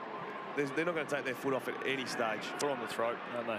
They are the benchmark. There's no question about that, but all the other clubs might aspire to be as good, but it's just not practical in this day and age. They can't be. And there's Higgins and Delahunty. What's going on there? A bit between that pair. They extricate themselves. High ball. And Mascos does enough to get it away from Edwards-Baldwin. And I think if you're a South supporter of the South coaching staff, you learn a lot about your players today. The ones that are going to stand up, keep fighting, not give up.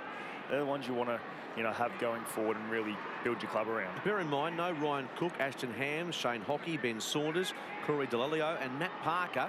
Marlon Pickett. Also, Tim Kelly not far out of it. Out of the mix. So South have done really well to get here, but they won't be content with that at the present time. Kick by Stewart, out wide for Sloyth. And these teammates urging him to get the ball deep. Not a bad kick, brilliantly defended. And Joyce finds the line. That was almost certainly going to be a mark to Main. But the desperation of that defender cut it off. Perfect example of the foot on the throat. 7 possessions for Hayden Sloyth. Disappointing game. And Subi's work rate, they just charge back so hard, up by over 60 points almost, and he's still the first people getting back to help out in defence. There's no limit to their appetite. There's Borshett, brilliant, over the top. And now they're released. Waters on the wing. Litherland's kick was outstanding as well. It's a wave of maroon and gold as they head to right half forward. And Delahunty, well, that was beautiful to watch. And now Delahunty, the Sandover medalist, has to finish it. Will he? Can he? Oh, that is the play of the year. Outstanding, Subiaco. Totally brilliant. It's a high ball. Don't you diddle, don't you daddle, you better skedaddle. May need to run for your life. Well, like Virginia Creeper, well, didn't want to keep her just maybe for a while. You're lately in a hurtling. Well, I feel that day.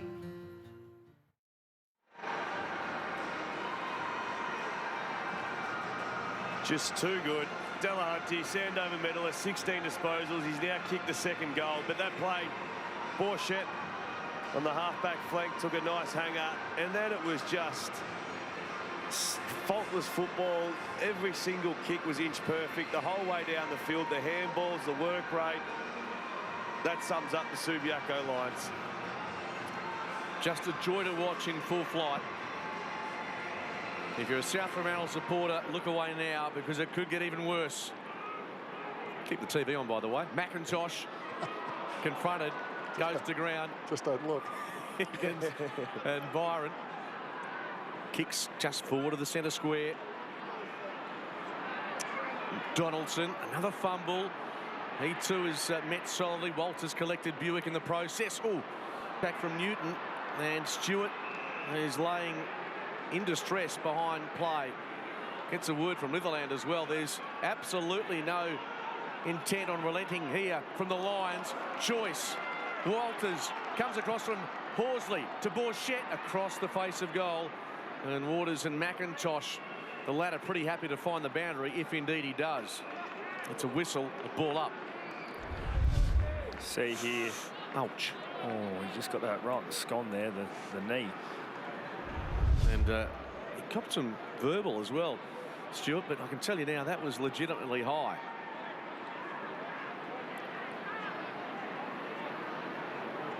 The Lions deep in attack again.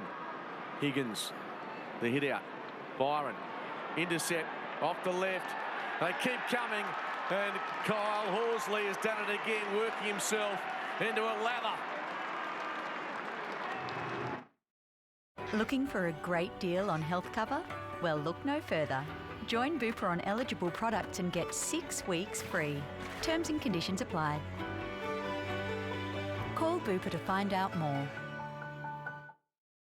At Simply Energy, we're proud to be powering up the WAFL during the final series. And no matter your team's result, we're offering 40% off gas usage charges when you pay on time. Call 1-800-286-867 or find us online to switch today. And just foot to the throat here. You see Cal Horsey, a little shimmy and a nice finish on the left foot, but Subiaco transitioned the ball so well from defence, cleanly get it in there, and then once it's in their 50, they just don't let it out to that score. They're really putting on a clinic here, and they're showing why they're one of the top-ranked sides in the competition. Those last 2 goals have been sheer quality, haven't they? 18 disposals and a goal to Kyle Horsley. They push it forward again. Weight of numbers more. Deftly. Newton could go all the way. 2 bounces. And pass had too much on it for Marsh. And so McIntosh scrambles a kick outside defensive 50. Brought strong through the hips. Gave it up. Buick. Higgins. Bit of space to operate here, but there's no surety about it. Back to Higgins. Ad-lib football. Kick over the head of Ward. Taken by Stainsby. Gave it to Kitchen. It's coming back with interest, although this time with the first kick being lateral. Up towards half forward. Borchett couldn't quite hang on. Pearson lowers the eyes. Main, some run and carry from South Fremantle. Subin. Short ball. And Florenka heads to a more central spot where Ward is positioned. Searching for their second goal of the afternoon. Sloyd, a one-on-one, wants a whistle, gets the whistle.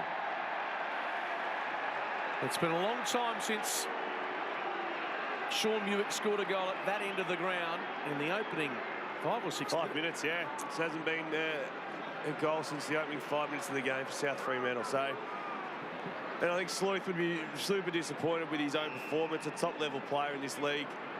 Hasn't had the day he wants to remember. A dark day for the Dogs, but the drought has been broken. Just their second. It's come after a long wait.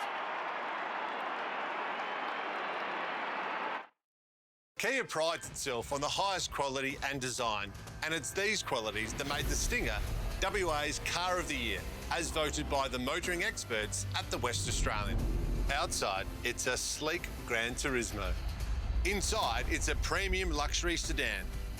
And under the bonnet, a powerful twin-turbo V6. I'm on the winning team at Kia, and now, with the Kia Stinger winning WA's Car of the Year, isn't it time you joined us? Hayden Sloyd getting mixed up with Drew Road. Made the appeal. Umpire raised the finger, said yes, you can have that free kick and the goal. Just their second of the afternoon. Brock Higgins has been kind enough to put the headsets on. Brock, let's be honest, this must be a tough afternoon as it stands. Yeah, it's very tough. Brock, mate, what are you trying to do now? A bit of pride into the scoreboard. What are you going to work on the next 50 minutes? Just got to grind. Just got to stop them scoring, chip away, score a little couple of goals in a row and get a roll on at the end of the quarter. Is it going to be stationary kick start or try and take it on, play on, take a bounce? I think we'll probably try and take it on. Yep. Hey, Brock, thanks so much for having a chat, mate. I know it's tough circumstances. A pretty good time on centre. Good on him. Yep, terrific that he's done that. Yeah. Not an easy conversation to have, is it? Well, it was short. I've had those before in my life as a journalist and a husband. There's a sliding hand pass to Powell. Inside 50, Wilson backed himself. Well, the hand pass, not great. Not great at all. And now they start to come from left, right and centre for Subiaco. Dent, Main. Drives it long, Sloyd. Letterland was there, brought at the back. Brought, is he looking for the boundary? He's found it. And Hayden Sloyd, you sense there's a bit of frustration at the end of that.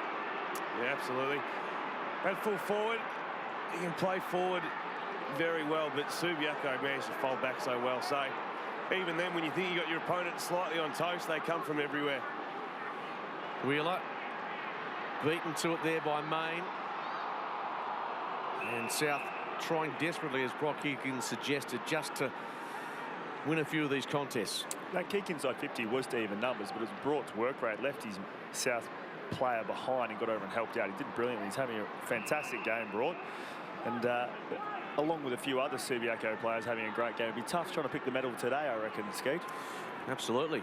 Simpson medalist coming up later today as part of our presentations. Lee Spurs, Steve Butler, all part of our presentation as Kitchen. Clearing kick. All spoiled from Sokol. Tied up at half forward.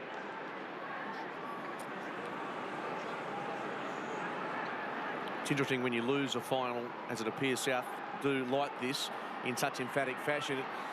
In some ways, there's more criticism of a club when they lose a big final, and if you overachieve and just get there. Yeah, absolutely. You've got to be in it to win it. So, I mean, it hasn't worked out for him today, but you'd rather be out there running around than sitting on the couch with a can in your hand. But the biggest grand final winning margin in 2006 for Subiaco was 83 points back in 2006. The biggest losing margin in a grand final in the history is 104 points. West Perth v South Fremantle in 1975. Should have got that. I called that. I remember on radio or somewhere. I think Barry Day kicked 7 goals in one quarter. I think that's right. Finished with 8, didn't he? Yeah, vaguely. I do remember that game. Subiaco well on track to at least threaten one of those records. Chopping of the arms. Mason Shaw. Into the pocket. Oh, that's terrific by Main. One thing you know about this captain, he is so wholehearted. He's giving absolutely everything in the name of the jumper. Isn't he, White? He's a good, strong contested mark. The South Fremantle supporters are starting to get involved. I think they've sat there for about an hour and hadn't moved from their seat, but you can hear a little bit of support coming over the fence. Even when he went into the centre, he got a couple of clearances, didn't he? Yep, Dylan Main, 13 disposals, leading the way for South Fremantle. Second year as captain. 25 goals for the year. And that was poor in flight. Clancy Wheeler, a friendly jibe on the way through. But he's normally a very good kick too, isn't he? Yep. Strong kick. If I was Clancy Wheeler wearing that headgear, I wouldn't be giving out too many chirps or lips. It looks horrendous, that headgear, I think. There's a touch of Hannibal about it, isn't it? The way he's moving around, but a broken nose. He's out there. He's had his time off during the season, played some reserves football. It's been a test of Bo Wardman as coach to select him.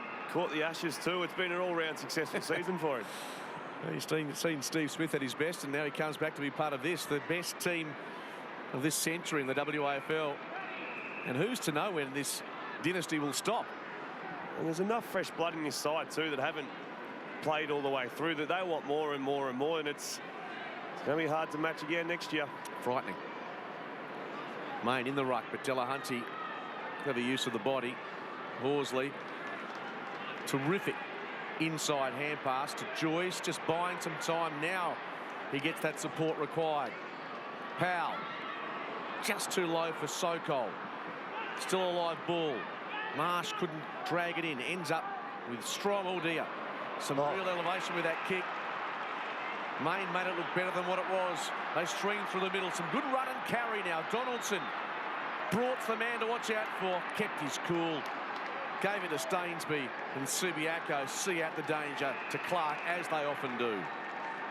Your man again. Dan just cleaning that up. He's got all the parts, hasn't he?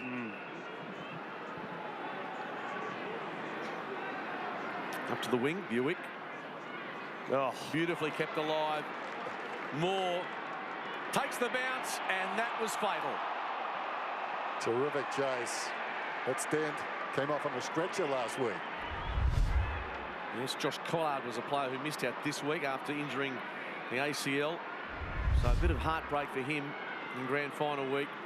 Kick just had enough carry to get over the top of Clark. Dragovic uses Donaldson. 60 out. That's lowering the eyes.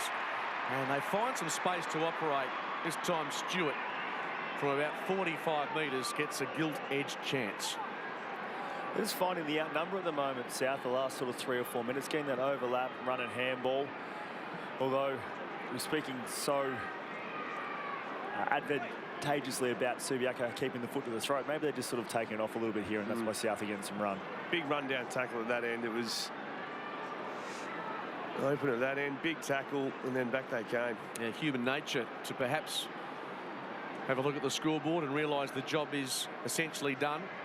Left footer sprayed it by a long margin.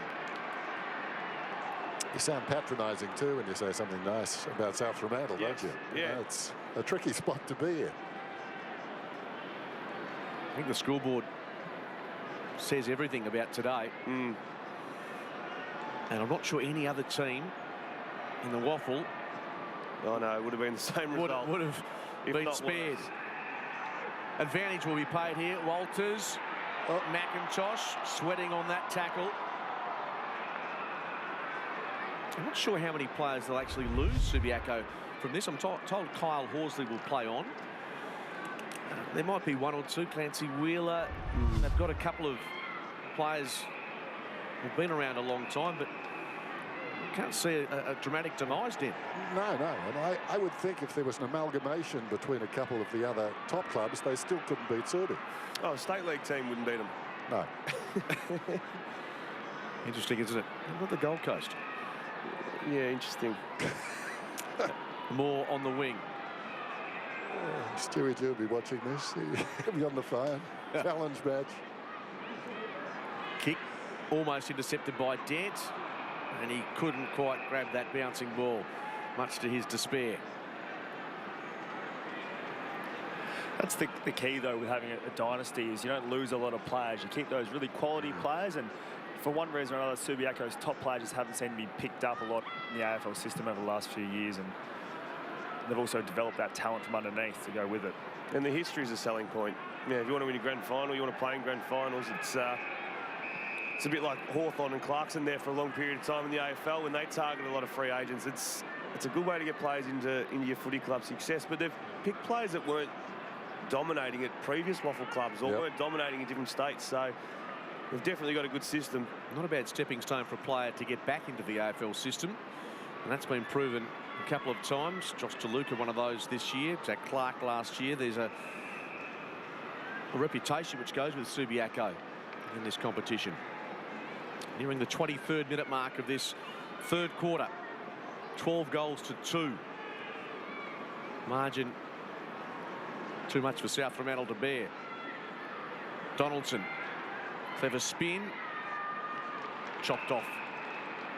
And they're finding ways to make this a torturous last half for South.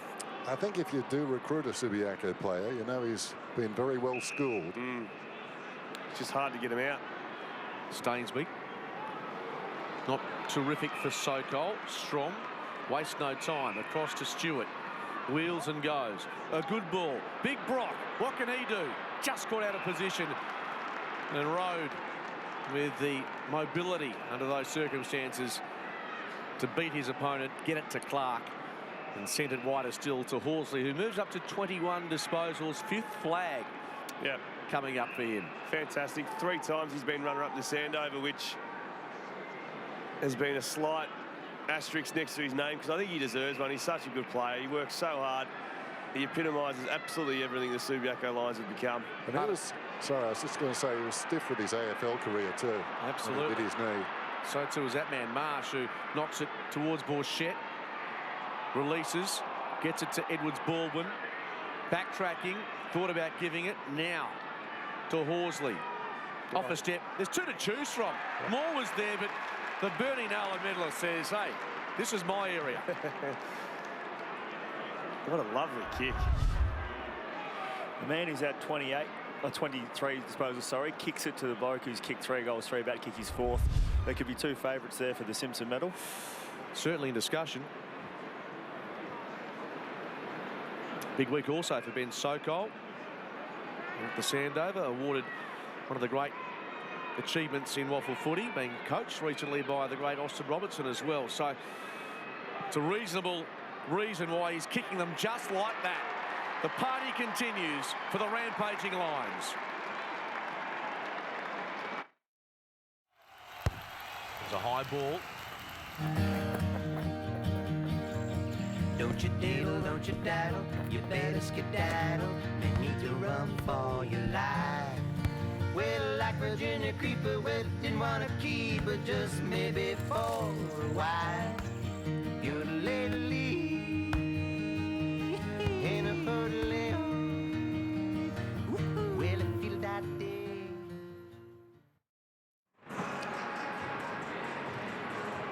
What a beautiful kick coming in. And Sokol getting his 4th goal. I think he got 4 in a losing grand final for Subi as well. You mentioned Austin Robertson. There has never been a straighter kick. Perhaps Neil Hawke going way, way back. But Austin Robertson just didn't miss. Kicked 23 in one game. 23. 23. No. Did he? Yes. I thought it was Bernie Naylor. It might have been Bernie Naylor. My bad. That's Steve Butler. Oh, sorry.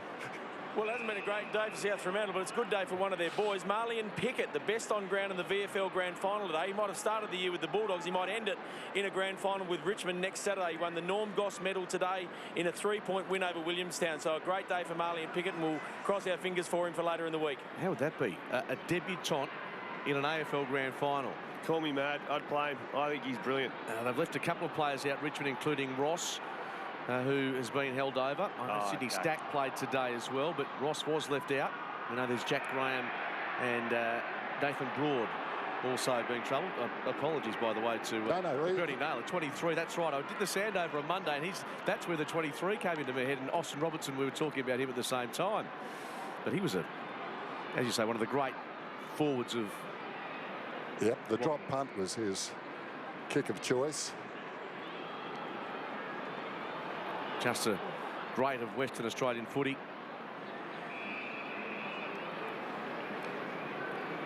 And Subiaco nearing 3/4 time. 68 points to the good. Walters can't drag it out of there. It's interesting. It's hard to get your head around the gap between football like we're seeing this afternoon in the AFL, because Marlion Pickett and Tim Kelly, interesting, aren't they? I mean, overlooked for a long time, and suddenly they're all the rage.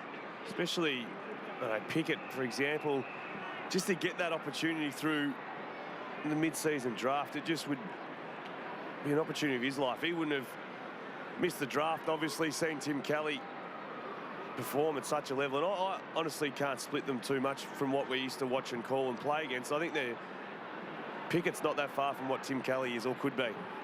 Yeah, certainly. And I remember when I was playing in the Sandful for a number of years, there's a lot of players that I played with that could certainly play at AFL level. It's just about getting an opportunity and making the most of it. Walters through the congestion.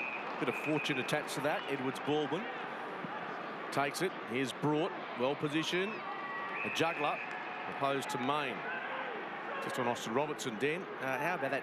100 goals in a season 6 times. Yeah, great player. 1,211 goals. In a poor side for a lot of it. Yep. That's when Subi were poor. That's a distant memory at the moment. Strom looking for Shaw, missed the target. Lockyer in the way. Now they're not poor in any respect. Powell heads wide. Seconds to go before three-quarter time. Wheeler opposed to Pearson. McIntosh back in the side. Sharp hand pass. Too slick as it turns out for Mascos. And the siren may well have saved South from another onslaught. Waters asked the question. The umpire having none of it. It has been a tough afternoon for the Bulldogs.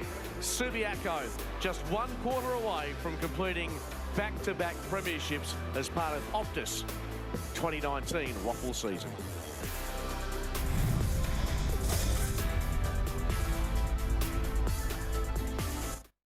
The grand final is here. I'll guess the number 1. No? Okay, I'll fix it. A night of spectacle that has to be seen to be believed. With grand final performances by Samantha Jade and Cosentino. Your live vote decides the winner. The winner of Australia's Got Talent is...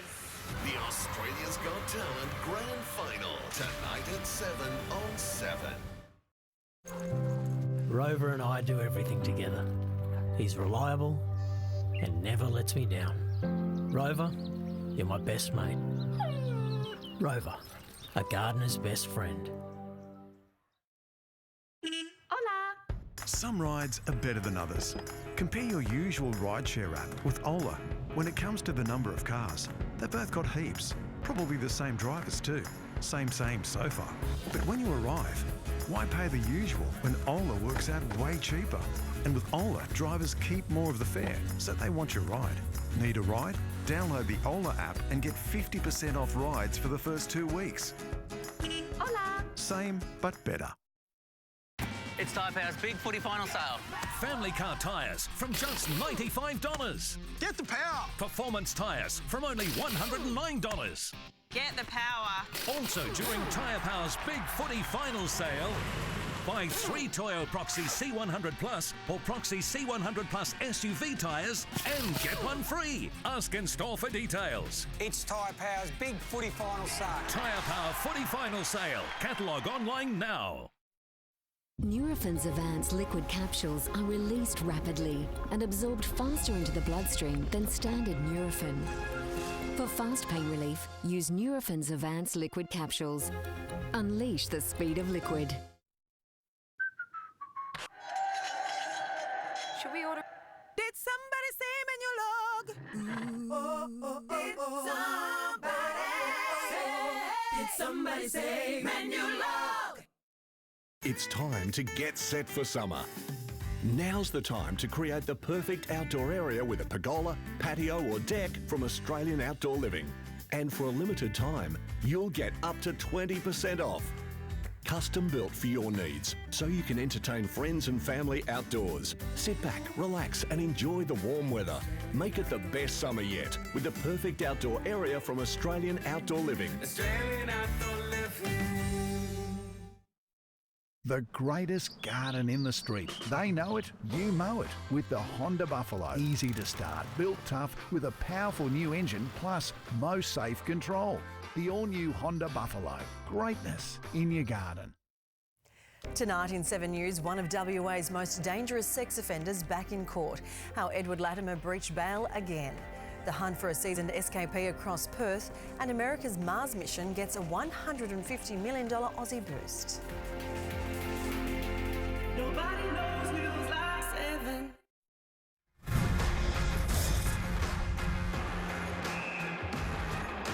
Optus Grand Final Day for 2019.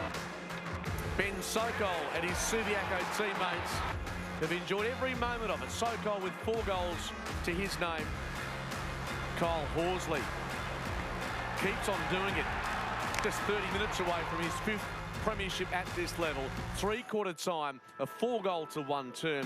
It's been one-way traffic. The Lions 13-7 to 2-5.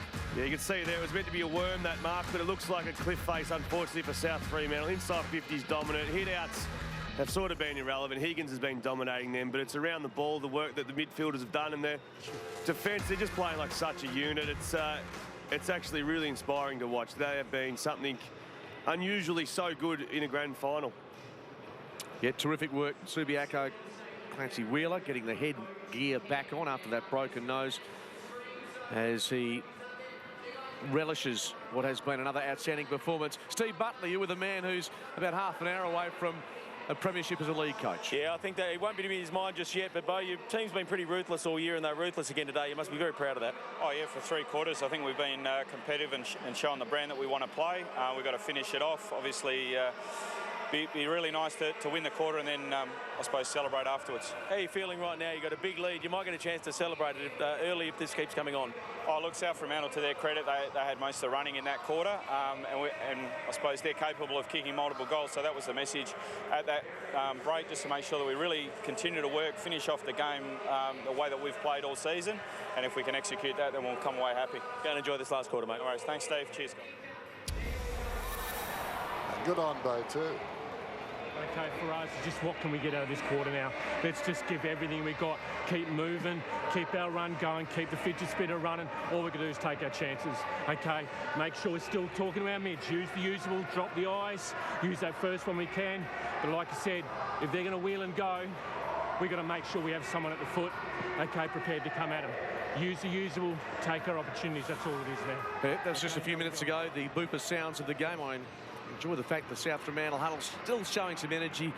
Not quite simply energy as we saw earlier today in the Colts, but Bo Wardman needed to just relax a bit. It's a job done, you would have thought, but a coach is a coach. But he wasn't a hiding to nothing, wasn't he? Yeah.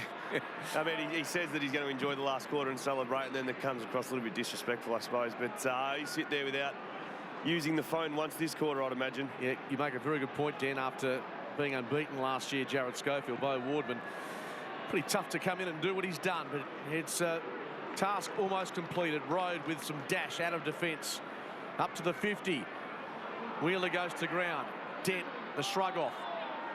And the release hand pass was okay for Mascos. Out wider still. Kyle Russell in position. Over the head of Ward. That's been a theme of South Fremantle's ball use today. Ward to himself, essentially. Heel there to intervene. Road. Kennedy started brightly.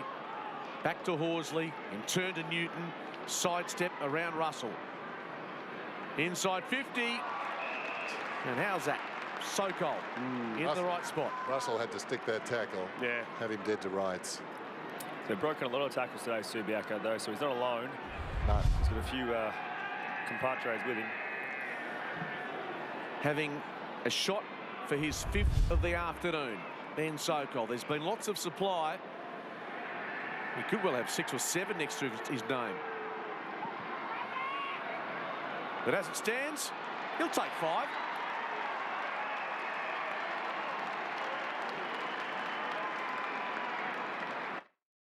At Simply Energy, we're proud to be powering up the WAFL during the final series. And no matter your team's result, we're offering 40% off gas usage charges when you pay on time. Call 1-800-286-867 or find us online to switch today. Looking for a great deal on health cover? Well, look no further. Join Bupa on eligible products and get 6 weeks free. Terms and conditions apply. Call Bupa to find out more.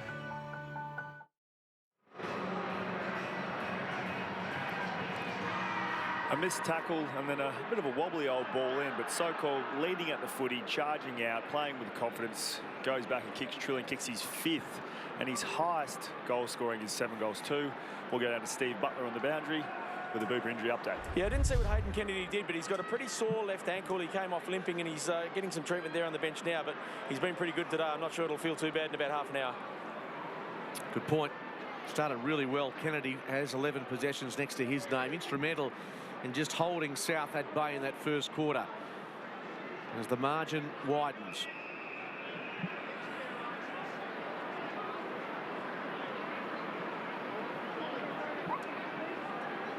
The restart.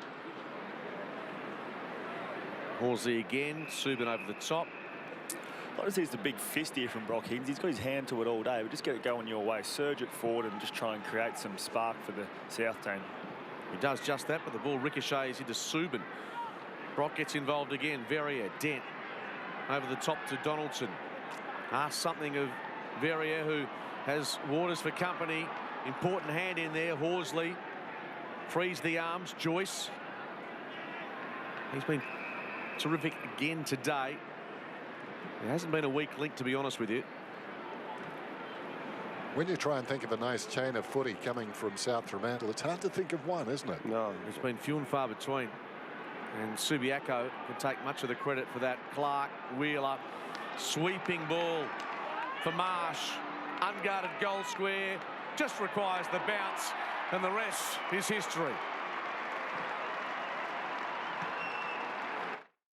Sunrise is live from the biggest awards in television, the Emmys. All the stars from all your favourite shows. Plus, the war on carbs, the scientific new diet that's getting huge results. And we're live from Melbourne for our AFL Grand Final Party with special performances from Birds of Tokyo and Mike Brady.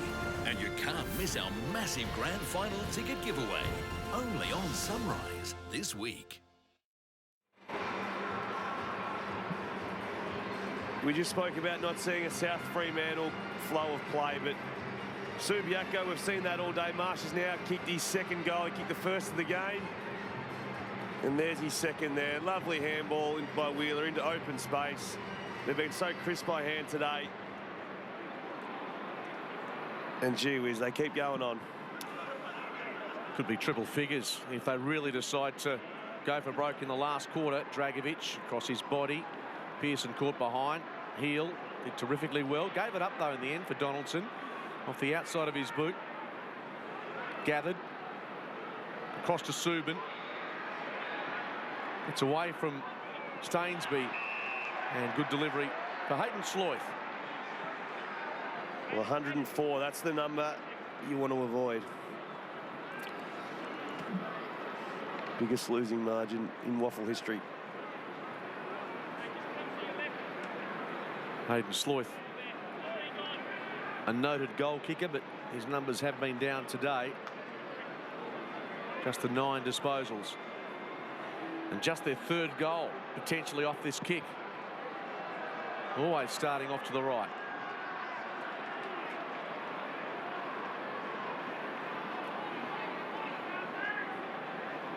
So the last quarter of football at this venue for 2019.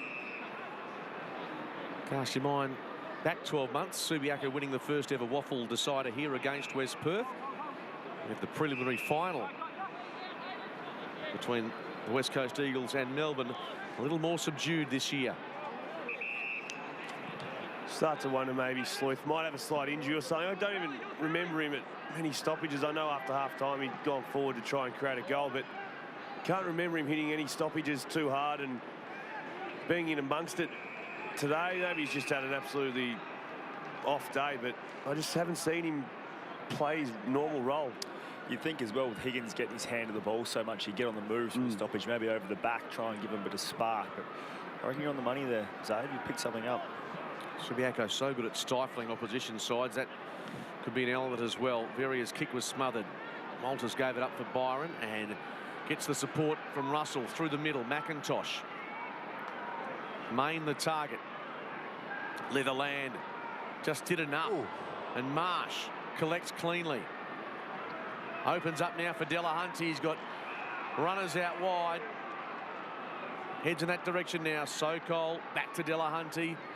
The Bernie Naylor medalist, the Sandover medalist, and comfortably taken by Borchett within scoring range, although he sees a man in the goal square. Waters, not quite. Maybe Clark, not quite. I'll try and concede here, South Shorley. And perhaps a little bit of Larry football. There was 4 Subiaco players by themselves on this open side of the ground. And I think he looked and thought, how can I get it to one of them? And he just chose the most aggressive one. I think it was probably trying to do the team thing, but you're right. He probably would have kicked that. And they will anyway, because Kitchen has dragged it out of the ruck contest and into an open goal. At Simply Energy, we're proud to be powering up the WAFL during the final series. And no matter your team's result, we're offering 40% off gas usage charges when you pay on time. Call 1-800-286-867 or find us online to switch today. Looking for a great deal on health cover? Well, look no further. Join Bupa on eligible products and get 6 weeks free. Terms and conditions apply. Call Bupa to find out more.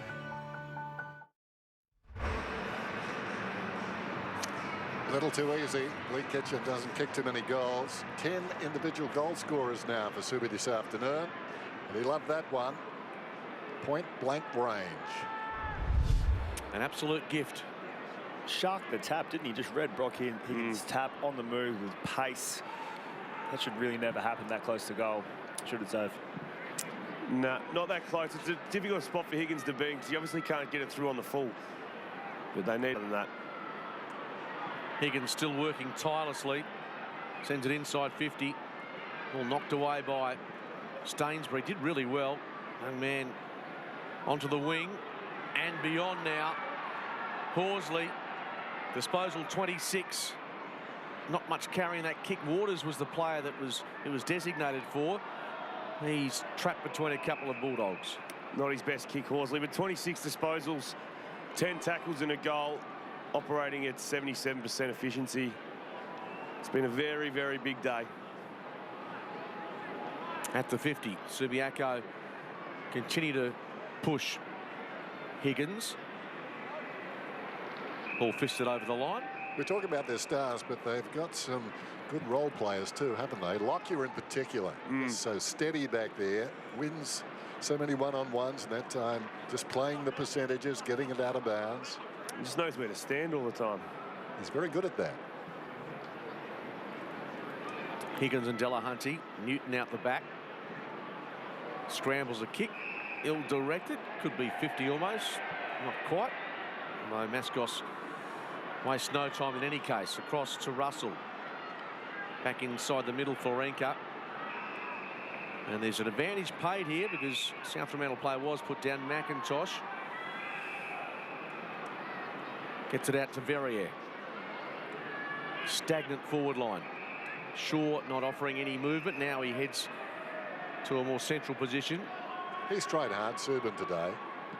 Loads up off the left. Sloyth behind. Was Main taken high. No whistle on the play. They scrap for it. Shaw wins it. Skies it. And Litherland with the patience, the cool composure. And the counter is on. If this sits and Clark takes on Higgins. Or does he? Loops it for Delahunty. Back to Clark. Poor old Brock. He's putting in every ounce of energy left in the body. The kick out wide. Brilliantly positioned for Sokol. And brought. There's the final kick, which sets up Sokol for a shot for his 6th. And Brock had a Pyrrhic victory there, didn't he? Cut him off at the pass. And then he went over him. That's right, beep, beep. He was running on empty for a long time, Brock. Sokol. Ready to go. Off the right. That's superb. He's had another massive day. A 6-goal haul to Ben Sokol. Rover and I do everything together. He's reliable and never lets me down. Rover, you're my best mate. Rover, a gardener's best friend. It's up to 80% off at Prime Liquidations. Bamboo panels from $29. Pebbles 20 kilos, now $10. Gazebos from $6.95. Bookcases, buffets, water features up to 80% off. Ends Monday. Prime Liquidations, O'Connor and now Buckingham Drive, Wangara.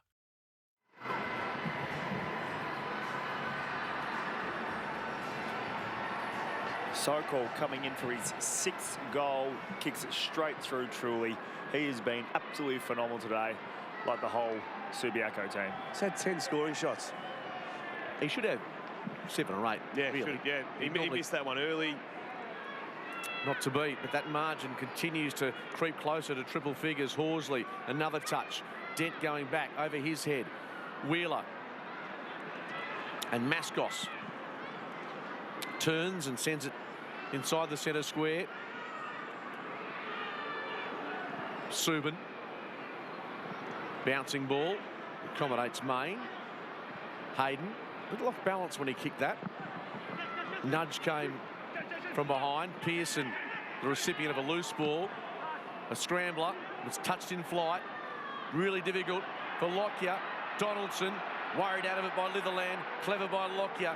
Went the toe poke. Did enough. Lions out of danger. Not for the first time. Comfortably. But that's Dent who'll send it back. Dent, heavy knock in the prelim final. That ball touched in flight as well. So Brought just intent on destruction. Florenka, Horsley, Main, and now Verrier, all trying to win clean ball. Verrier did really well. Florenka, kick and hope. Chaos ball. Well knocked on by Donaldson, and Russell bouncing goal. Stewart, the player who's bobbed up to kick it. And South belatedly get their third. The holiday blowout. I spent how much on what? Luckily, Society One has a great low-rate personal loan. Way better than the banks. In as little as 24 hours, they consolidated my debts into one easy-to-manage loan, saving me a lot of money. They rewarded me with my own personalised rate, thanks to my great credit. To get your rate, go to society1.com.au and see how much you could save.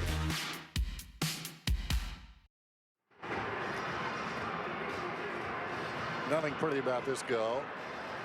Stewart scrambling it through. And in the build-up, I think Kyle Horsley is now starting to put his stamp, perhaps on another Simpson medal. He's really going in as strongly as anybody still at this late stage. Some of the other guys in contention earlier have dropped off the pace a bit. Restart. Horsley once again involved. Moore goes to ground. Buick and Main just escapes the clutches of Wheeler. Dropped chest mark by Donaldson. Taken without it. And the South Fremantle midfielder come forward. Main still toiling away, up to 18 disposals. Nick Subin, as you mentioned, Dan, has fought hard all day. Had his 18th disposal just then. Switches play for McIntosh. Off to Wilson. Can they get back-to-back goals? Shaw just didn't get a run at it. And Marsh. Hand pass was okay. Rowe just left it behind. And now Verrier. Awkward ball for Sloyth. He was taken high. The umpire realising that. There's a sense of theatre there, Den. Not much movement. How about this? They just lay there eventually, call it a draw. And the heck with it. He's very good at drawing those frees, Hayden Sloth. Always drops the knees a little bit, has a little arm raise. And I think Litherland's a little bit of frustration. He says, well, if you're going to give your free kick, mate, you're going to earn it, and I'm going to make sure. Fair enough, too. And there is an inherent risk in getting a kick that way, of course. A good whack in the chops. So Sloyth always off to the right again. Won't be a score. And 3 or 4 Lions in place to protect that. Heel to the back pocket. Watch Subiaco play live 3 or 4 times this year now, and today's been their best display I've seen of playing like a team. Running it out of defence. Powell, Stainsby broke 2. Can you believe that? Into the middle. If it gets out the back, they are on again. Waters, awkward for some. In fact, had 2 options more, the other player, but missed them. Gives it off to Subin. And he spreads it wide for Bob, who has it near the interchange gates. And just to finish that off, they shepherd when they should shepherd. They block for each other when they take a mark. They're not selfish. They run past the ball to put a protection on for someone else to get the footy. It's a display and a sign of a great team, especially when you're up by 100 points in a grand final, fill their boots and get 30 touches. They just want to keep doing their bit and their part in their role. 85 points as it stands, 17 goals to 3. Can't get much more emphatic than that. Almost to the 50. Newton. Hand pass in the Walters direction. McIntosh sets himself for it and takes it on the chest. Dent is very slow to get up to. Copped a knee. Going for that last mark. One back by Subiaco, brought, receives it from Delahunty. 2 lines in the goal square. Not quite for Sokol. Waters, ditto. Still the pressure. Marsh, 3rd time lucky. Oh.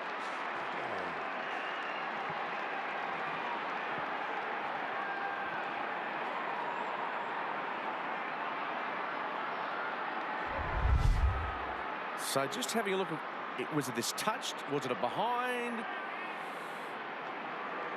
Did it go through the goals? That's the other question. He actually missed the goals, full stop, so forget the touch behind. Pretty sure we'll find that's a behind. The way they responded was in celebration, not to be a behind. Kyle Horsley, what a day he's had. 30 disposals, flag number 5 coming up for you, Kyle. Can we say it now? Congratulations. Yeah, thanks, mate. Yeah, it's obviously the way the boys performed today. I think last year I thought was a flawless game, but today we've almost topped that. It's been an incredible performance. Every line on the ground and the coaching department, it's incredible. Kyle, when you have a week off, there's always a risk that you're a bit rusty to start. How did you do that during the week? Because you came out firing from the first bounce. Yeah, well, we sort of got the stats on South Freo, and they're 0 to 10 minutes. They're the best scoring team in the comp, so we really prepared ourselves mentally for it. And I think this stage of the year, it's probably all more mental than it is physical. And luckily, with that sort of motivation, and they sort of gave us a red herring a few weeks ago by saying that they can outspread us, that really motivated us to really prove a point. So hats off to the boys, the way they come out. You obviously never know in the warm-up. Sometimes you think you're going to be flying and you come out horrible, and sometimes you're horrible in the warm-up and you come out unbelievable. So credit to the whole squad. Let's turn your head to your right here, Kyle, because Ben Sokol's looking at goal number 7. I want to see your reaction. That's Harry Marsh. It's Harry Marsh, is it?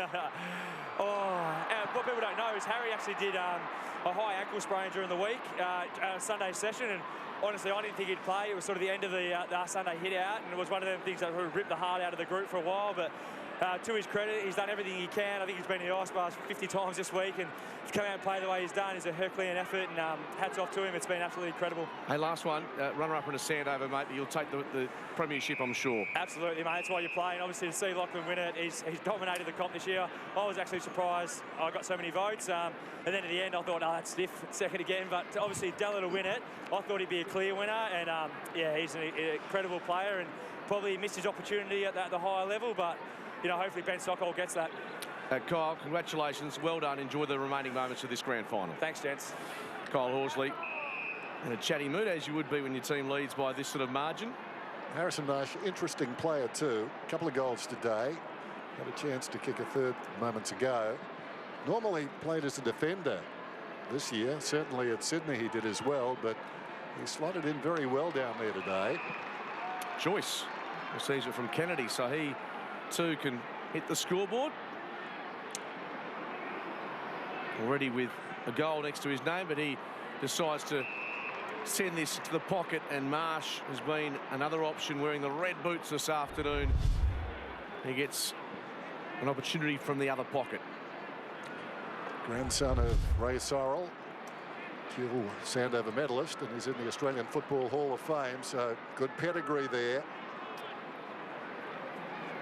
Such an even spread. 11 players with 15 disposal more for Subi, as opposed to 5 in South. Hard to stop, isn't it, if you're the other team. Harry Marsh. Kick. Holds its line. Does enough. And another goal on the board for the reigning premiers. Rover and I do everything together. He's reliable and never lets me down. Rover, you're my best mate. Rover, a gardener's best friend. I was on the servo and I saw on the CCTV screen this balding bloke with the same jacket as me. But when I turned around, there was nobody there. And that was it. Reached your turning point? The doctors at Ashley and Martin could help regrow your hair. And Marsh there, we've just found out that he's got a crook ankle during the week. So he's done well to strap her up, get her out there and run around and sink the slipper on that one. And I reckon he might have possibly had a bit of juice in it. Sometimes it's hard to feel the ball when you've had a bit of numbing in the foot. 93 points, that margin. Still a possibility if you're a Subiaco supporter to get to that magical triple figures. The end can't come quick enough for that man. Still tried his heart out. Joyce. Newton picked up beautifully. Opportunity for Edwards Baldwin. Couldn't quite track it. Almost at the 50. Will it sit for him? Eventually it does. Uses more. Central ball. And seen over by Strom. I feel a bit for South Fremantle. They lost last 3 prelims in a row, win this one, get through to a grand final, and then something like this happens. It's a little bit demoralising. So hopefully they can bounce back and regroup and doesn't put any hoodoos on them or skeletons in the closet. It's hard to recover from this because you think you've been hopeless then, don't you? You sit down tonight. Oh, seems like a waste of time. Is that Marsh again? No, it's not. No, it was Heald, but he made up great ground and just launched himself at it. He's a good player. They haven't finished yet. Lockyer, Litherland. Has to be good to hit the target there. Delahunty was the option. Couldn't quite. Wheeler. Well, the hand pass wasn't great out of the congestion. Pearson is taken down in a hurry by Kitchen. Dan, interested in your thoughts. How many players out of this Subi side are draftable or you think deserve an opportunity? That's hard to say because their best players are quite experienced now, isn't it? I think when you look back on how many may have been on league lists, there wouldn't have been that many. But I would think all of these players, certainly the top half of this team, could acquit themselves very well on a league list. Podzelli got picked up at 27, yes. Was he? So you still get chances. Well, seems to be the right club at the right time. They're rare, though, aren't they? Well, the Tim Kelly case continues to be talked about. Mature ages. The right one could be valuable. Newton. Moore and Powell. Great kick. Really good ball. And Marsh has become a focal point in this last quarter in attack. He's starting to really become a weapon for them. And just on that point we were talking about a moment ago, as consumers, of course, we'd like to see somebody like Delahunty get a chance, simply to see how he does go. There's curiosity about the gap between, and we spoke about that before. Perhaps not as large as we think, given what Marley and Pickett did today. Harry Marsh has given himself ample time to gather some momentum. 30 metres adrift of the mark. Played 20-odd games, almost 30 games, I think, for Sydney. Well, he gathers some momentum right on the paint at 50. And still, it's under triple figures. Gave that a fair hook. Hit the post about 3/4 of the way up. Kicked it from the paint. One of the future in NFL after some punting. One of the things, too, if we're talking about the draft and everything else, is that when a player's been rookie listed or on the list for a while, I had a couple of seasons there, never a second chance, or very rarely. They don't give them a second chance to go back, and they may have improved greatly. It's hard because all that fresh blood's coming through and someone else is trying to take that opportunity. Dying moments of this one. These are the nice moments, I'm assuming, Lee, when it comes to grand final day as a player, that 5 or 6 minutes before the end when you just realise that the game, the premiership is yours, and the frustration there from Brock Higgins is palpable. Across to Horsley, so the Sandover medal winner gives it to the runner-up, and then the spoil comes amongst all that. There's a free kick going off the ball, is it, or is it... Yes, back to Delahunty. Yes, Skate, I've been lucky enough to play in a couple of grand finals and a couple of sample premierships, and that feeling when you know it's yours and you just wait for that siren to go. And Ward escorts this one across the line. Did you ever lead by 53 points at half-time? I think one of them we won by about 40 points, and I think we're up by about 60, I reckon, at one stage, and they came home a little bit late. But you run past your mates and you've always got a smile and a glint and a slap on the bum. It's not the same intensity that was there if you yes. 20 points. Yep. 96 points the margin here. Not sure they'll get to that record figure of 104. But it's a moot point really with what they've done. It's all just a numbers game in that sense, but they are going to win this grand final as emphatically as possible. The coaching team led by Beau Wardman still looking calm and composed, but I'm sure the guard will come down in just a few minutes. Donaldson near the boundary line. off the left. Well marked by Main. If you're a Subi player, you just don't want to get a corky right now. Might swell up with a few more beers they're going to have after the game. Well, Pearson was beaten to it, and now it's a foot race. Kitchen trying to protect Donaldson away from the footy. There's a whistle, and it's going to Subiaco. Hasn't Littleland got onto a couple of big kicks today? One in the first term, and that one there, a spiral. That must have gone 70 metres. It was a really good launch, just on the siren. And the benchmark of the WAFL goes back to back. One of the most emphatic performances in recent grand final history.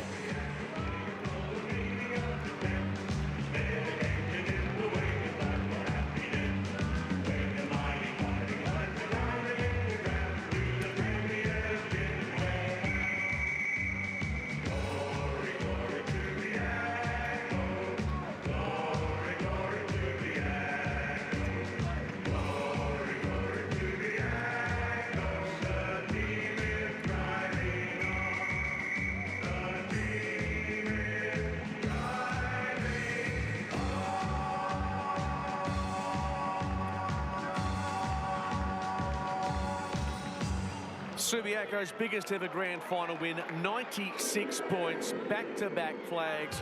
They celebrate in style. Let's head down to Steve Butler with a man who's had an enormous week. Yeah, got Lachlan Delahunty. He's a pretty happy boy all the way from Frankston. 7 years in Western Australia now, a Sandover medal on Monday, and now a 4th premiership for Subiaco. How does that feel, mate? Mate, it's been a fantastic week. It really has. Just it's a nervous week. It takes a long time. My local club, Minute Mattel, won the premiership yesterday. We've won it today, mate. I'm over the moon. I'm over the moon. Might even go a bit further for the family next Saturday with your cousin Tom Lynch playing in the grand final for Richmond as well. Mate, that would be the trifecta. It really would be, mate. So we'll cheer him home. We'll fly across next week, and hopefully they get the chocolates as well. What does this club come to mean to you, mate? Oh, mate, this is my home. This is my Perth home. It's a long way from Victoria, so they've taken me in, and I'm one of them now. So I love it, mate. No, I won't be going anywhere. You're an absolute star of the competition, mate. Go and enjoy this win. Certainly will. Cheers. Lachlan Delahunty, 27 disposals and 2 goals. So many contributors today for the Lions. And for South Fremantle, it's a hollow feeling. It's an empty feeling. It certainly is. I played in an AFL losing grand final and a SANFL losing grand final, and you're mortified. And I think when they showed up and you weren't even close in, I think it's even harder, I reckon, Dan. Oh, absolutely, yes. And in the rooms, nobody quite knows what to say. It's very awkward. Not awkward for a man who's kicked 6 goals today, 6-3 to be honest with you. The Bernie Naylor medalist is with Steve. Yeah, he certainly knows how to kick 1-6 more today. Ben Sockhold, congratulations, mate. Must mean a lot to you to go back through this again. Such great celebrations here with all your mates. Mate, it's an unreal feeling. We worked hard all year, and I think we got the result we deserved, so it was great. Against your old club that you started with too, a little bit surreal, I suppose, in some ways. Yeah, it is, and a few of my close mates played against today. It was tough to see them crying after the game, but look, that's footy, and I'll have a beer with them after the game. But yeah, it was a great game by the boys. You've had a cracking year, Ben. Would you like to step up to the next level? Yeah, I would, mate. So I think I'm capable, so if I'm lucky enough, I'll grab it with both hands. So yeah. Well, you've had an awesome year and you played the magnificent grand final, mate. I know you're going to enjoy these celebrations tonight. Thanks, mate. Ciao. Cheers. Well done. Ben Sockhold as one of the heroes for Subiaco. This team just does not know anything but success in terms of getting to grand finals. In this century, it's been quite remarkable. This is their 13th time on the biggest day of the year.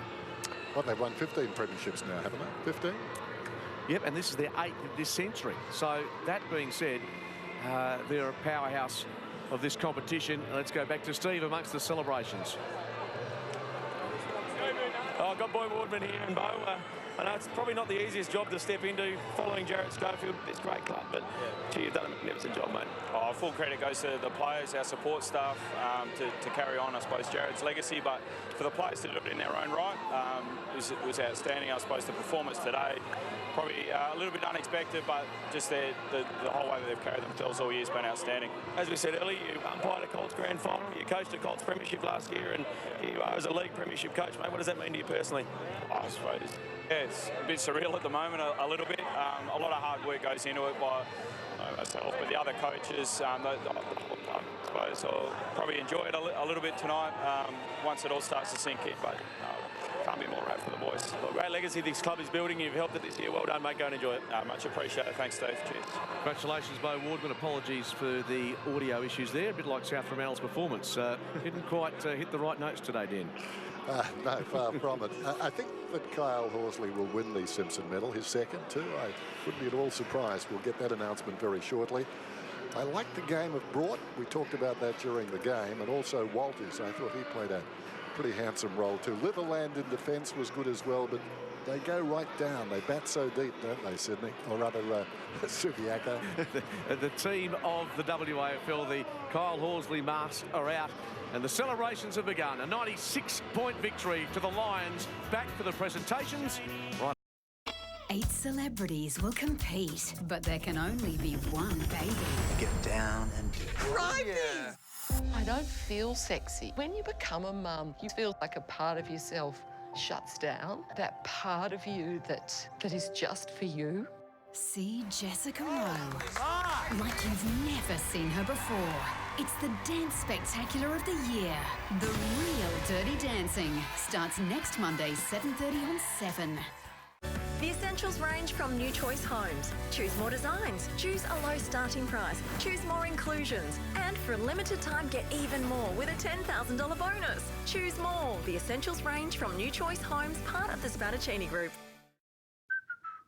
I'll never be cheerful again. I'm not in the business of cheerful. Should we order in? Did somebody say menu log? Did somebody say menu log? Counterfeit City. 13-kilogram ivory coat, only $99 plus free tucker time roll. $30 off Next Guard Spectra 6-packs, $20 off 3-packs. Flight cage, only $179. That's crackers. Only at Pet City. An important part of any successful garden is using a top-quality mulch. Vivanti's Lupin and Triple C mulch retains moisture, reduces weeds and feeds your garden. Find Vivanti's products in the garden section of Bunnings stores. Your everyday spending could take you places. With 120,000 bonus Qantas points on a new NAB Qantas Rewards signature card, you can take that holiday and not have anything to worry about. NAB, more than money. We are the generation who had it all. We're the generation that had the music and the moves. We're the generation that had the style. Well, sometimes. We're the generation who walked where no one had walked before.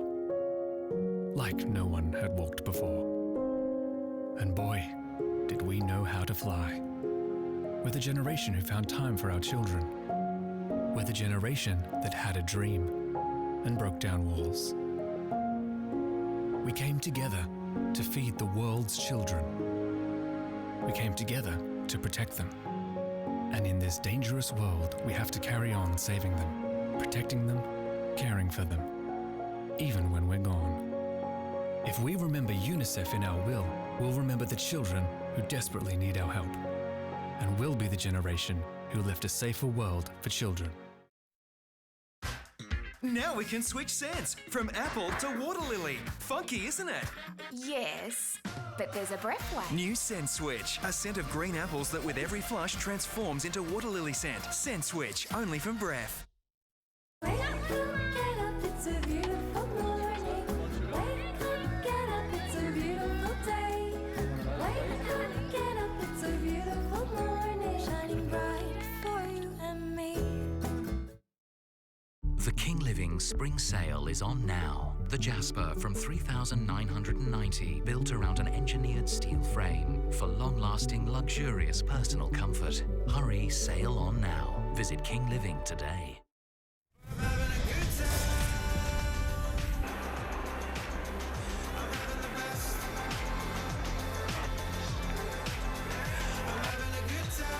A sensational grand final victory for Subiaco. Back-to-back flags for this team that has enjoyed so much success in the past 20 years. Victory coming by 96 points over South Fremantle. With the sun setting over Optus Stadium, it's time to head to the presentations with Steve Butler. 2019 Optus WAFL Premiership Cup. Please show your appreciation for both teams here today on what was a great grand final contest and a great win by Subiaco.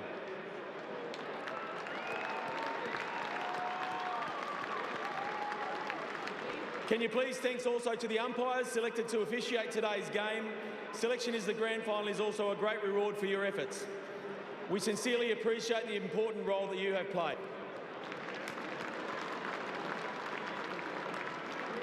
Ladies and gentlemen, we've witnessed the culmination of the 2019 season here today.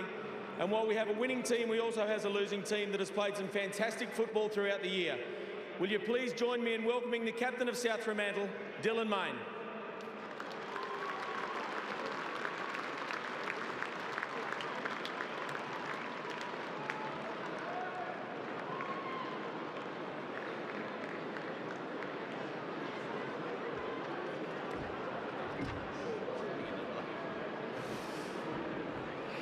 Yeah, not good. First of all, to the Subi boys, Lee and all the years, far too good all year. Today as well, you just showed why you had such a good season and you've been a great team for so long, so congratulations. To all the supporters that came out today, it's great to see a wave of white and red and white.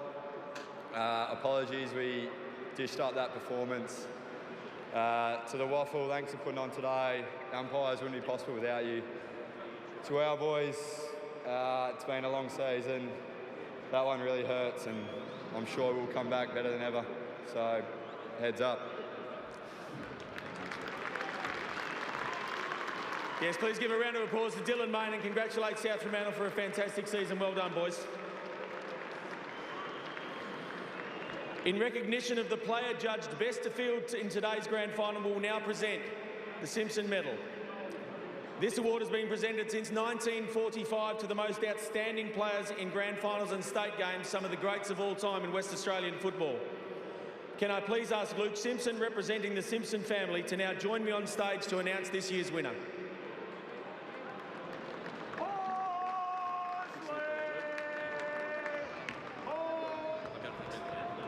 Ladies and gentlemen, the inaugural Simpson Medal was presented first in 1945, so today actually represents the 75th WAFL Grand Final where the Simpson Medal is to be presented.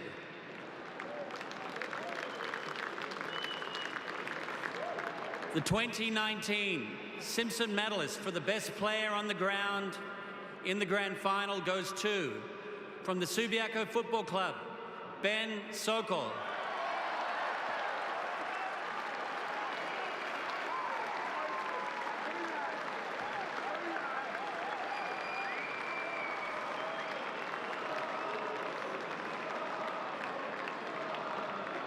Well done, mate. Like a handshake here, I've got a kiss around your neck. Say a few words. Yeah, say a few words.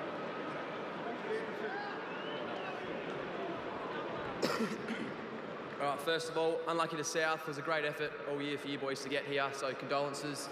And you've been great all year, so unlucky today. On our boys, fantastic effort, well deserved all year.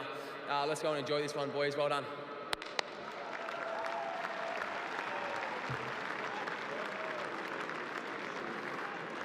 We'd now like to invite the Premiership players of the Super Club to come forward individually and accept their Premiership medallions from the members of your Little League team here today.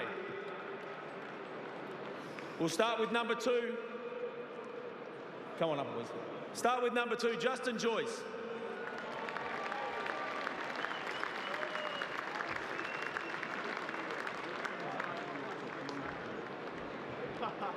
Number 3, Hayden Kennedy.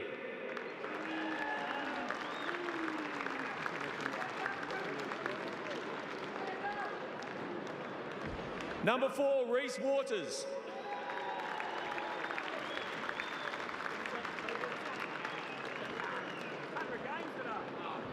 Number 5, Simon Moore.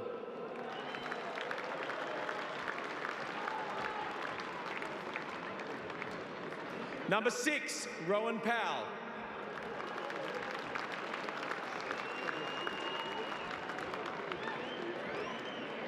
Number 7, great effort to come back from an ankle injury today, Harry Marsh.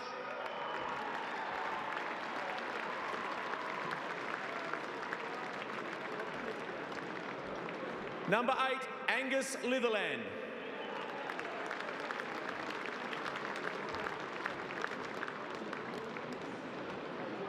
Number 11, another fine game, Ben Newton.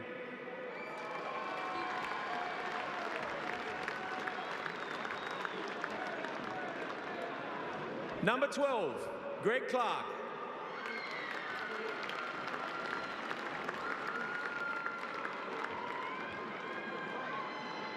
Number 14, Ryan Borchett.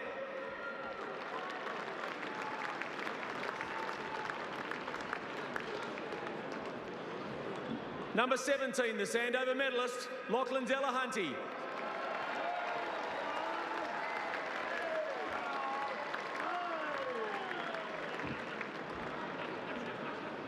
Number 18, the Simpson medalist, Ben Sokol.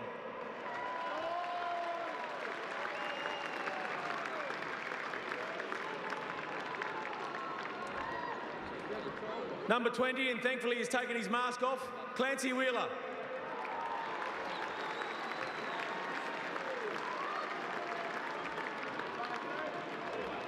Number 21, Jordan Lockyer.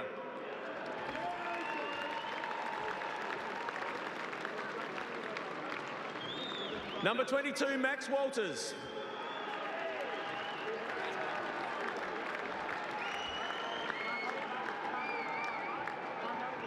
Number 25, an excellent game in defence today, Michael Broad.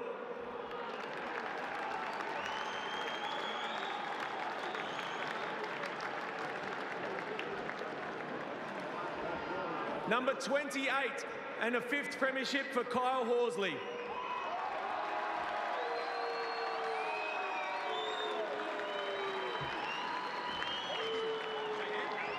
Number 31, Tom Edwards Baldwin.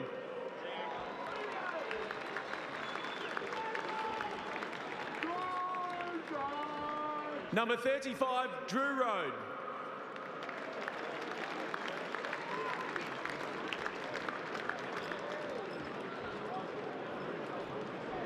Number 36, Aaron Heel.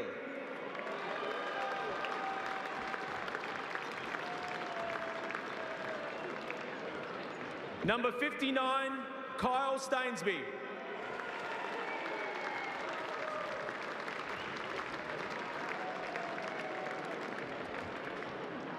And a big round of applause captaining his first premiership, number 1, Lee Kitchen.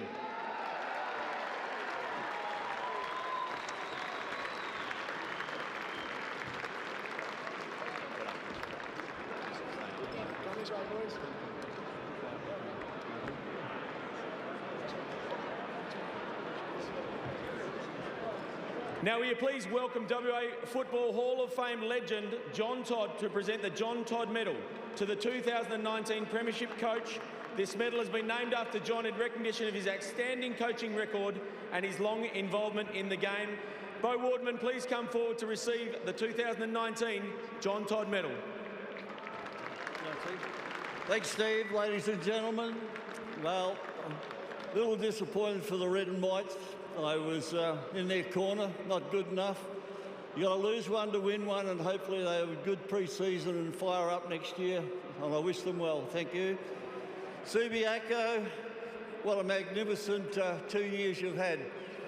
And to Bo Waterman, to come in and coach a team after it was undefeated last year has been quite magnificent, considering that he started off preparing himself as an umpire.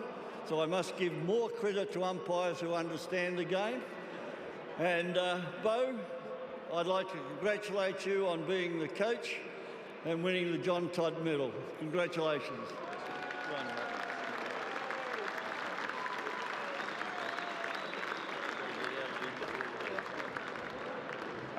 Firstly, to Todd Curley and the South Fremantle Football Club, congratulations on a terrific season. Obviously, coming here today, great competition and well done on your season. Good luck for next year. To the WAFL for putting on a terrific season, to the major sponsor in Optus, Kia, Simply Energy, who's the other, Bupa. Thanks very much for your support of grassroots football and the premier competition in WA. On behalf of the Subiaco Football Club, Thanks for your support today and coming out to the crowd. To Peter Capes and Mark Lawrence, thanks for providing me with an opportunity.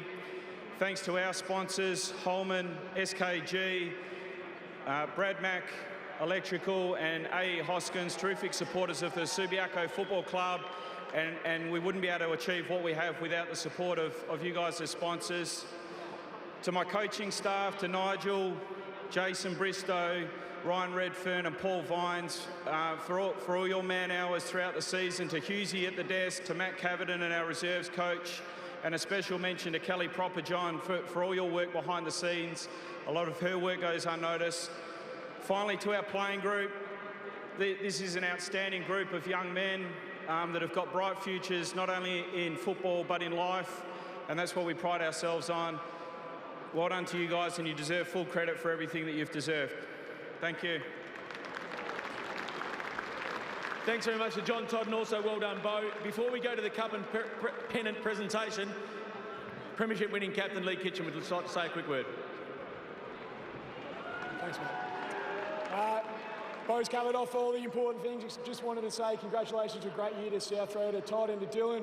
Huge respect for you guys. I know it can be tough to swallow, but congratulations on the year. Great competitors, and it was good to finally play you in the big one. To our boys, you're special. What you were able to do over the course of the year, to continue to turn up and just put in and be selfless all the time, it finally came to fruition today, and we played probably our best footy for the year, so well done. Let's enjoy it now. Hey, well done. Get up here. Thanks, Lee, and well done. The WAFL would sincerely like to thank Optus for their support this year. I now invite Optus Director of Sponsorship and Retail Marketing, Ben Lawless-Jennings, to come forward and present the Premiership Cup and pennant.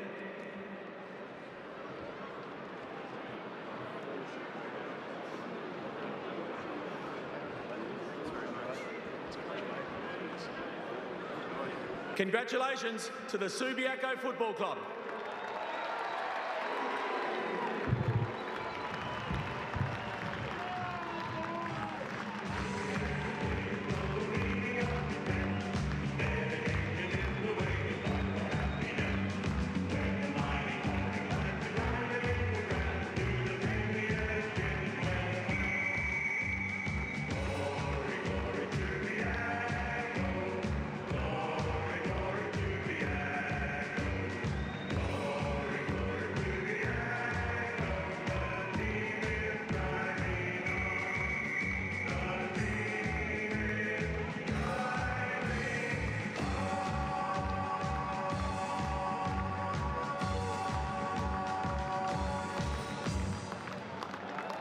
A familiar sight, scenes of jubilation for Subiaco. Business as usual, back-to-back premiers. What a force they have been in this competition for so long now. And they celebrate their biggest ever winning margin in a grand final, 96 points. South Fremantle completely overwhelmed. And this Subiaco side, Lee Spur, have every reason to savour this moment. They certainly played incredible footy today, and the captain to say that they put it all together was an understatement. It was a strong display across the whole team. Absolutely, and the celebrations will continue. Let's head back downstairs to Steve Butler, who's in the presentation area.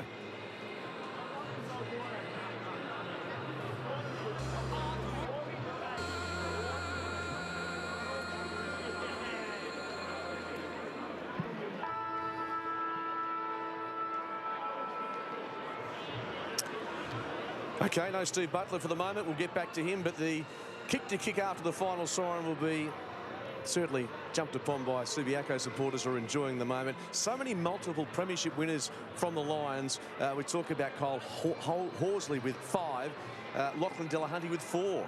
Yeah, certainly is a spread of illustrious people in this team, but I love seeing these images of players that didn't play in the grand final, getting around their teammates, sharing these moments with their families, putting the cup on, getting to do the lap. That's the special moment. The people that are there through the tough times, and they get to enjoy the good times with you. Just wonder whether Clancy Wheeler has decided to call it quits, being chaired off the ground, Premiership Cup in hand. It's been an amazing story this year in 2019. Left to go overseas travelling, comes back, plays some reserves football, breaks his nose, plays today, has an influence, and the Lions wrapping their arms around the big man. They will drink and party all night, I assume, at Subiaco tonight. Why wouldn't they? It's been a huge victory, 96 points over South Fremantle. And of course, grand final week starts tomorrow night with the Brownlow medal. You'll see it on the screens of 7. As grand final week begins, it's here. All the glitz and glamour from the red carpet. On football's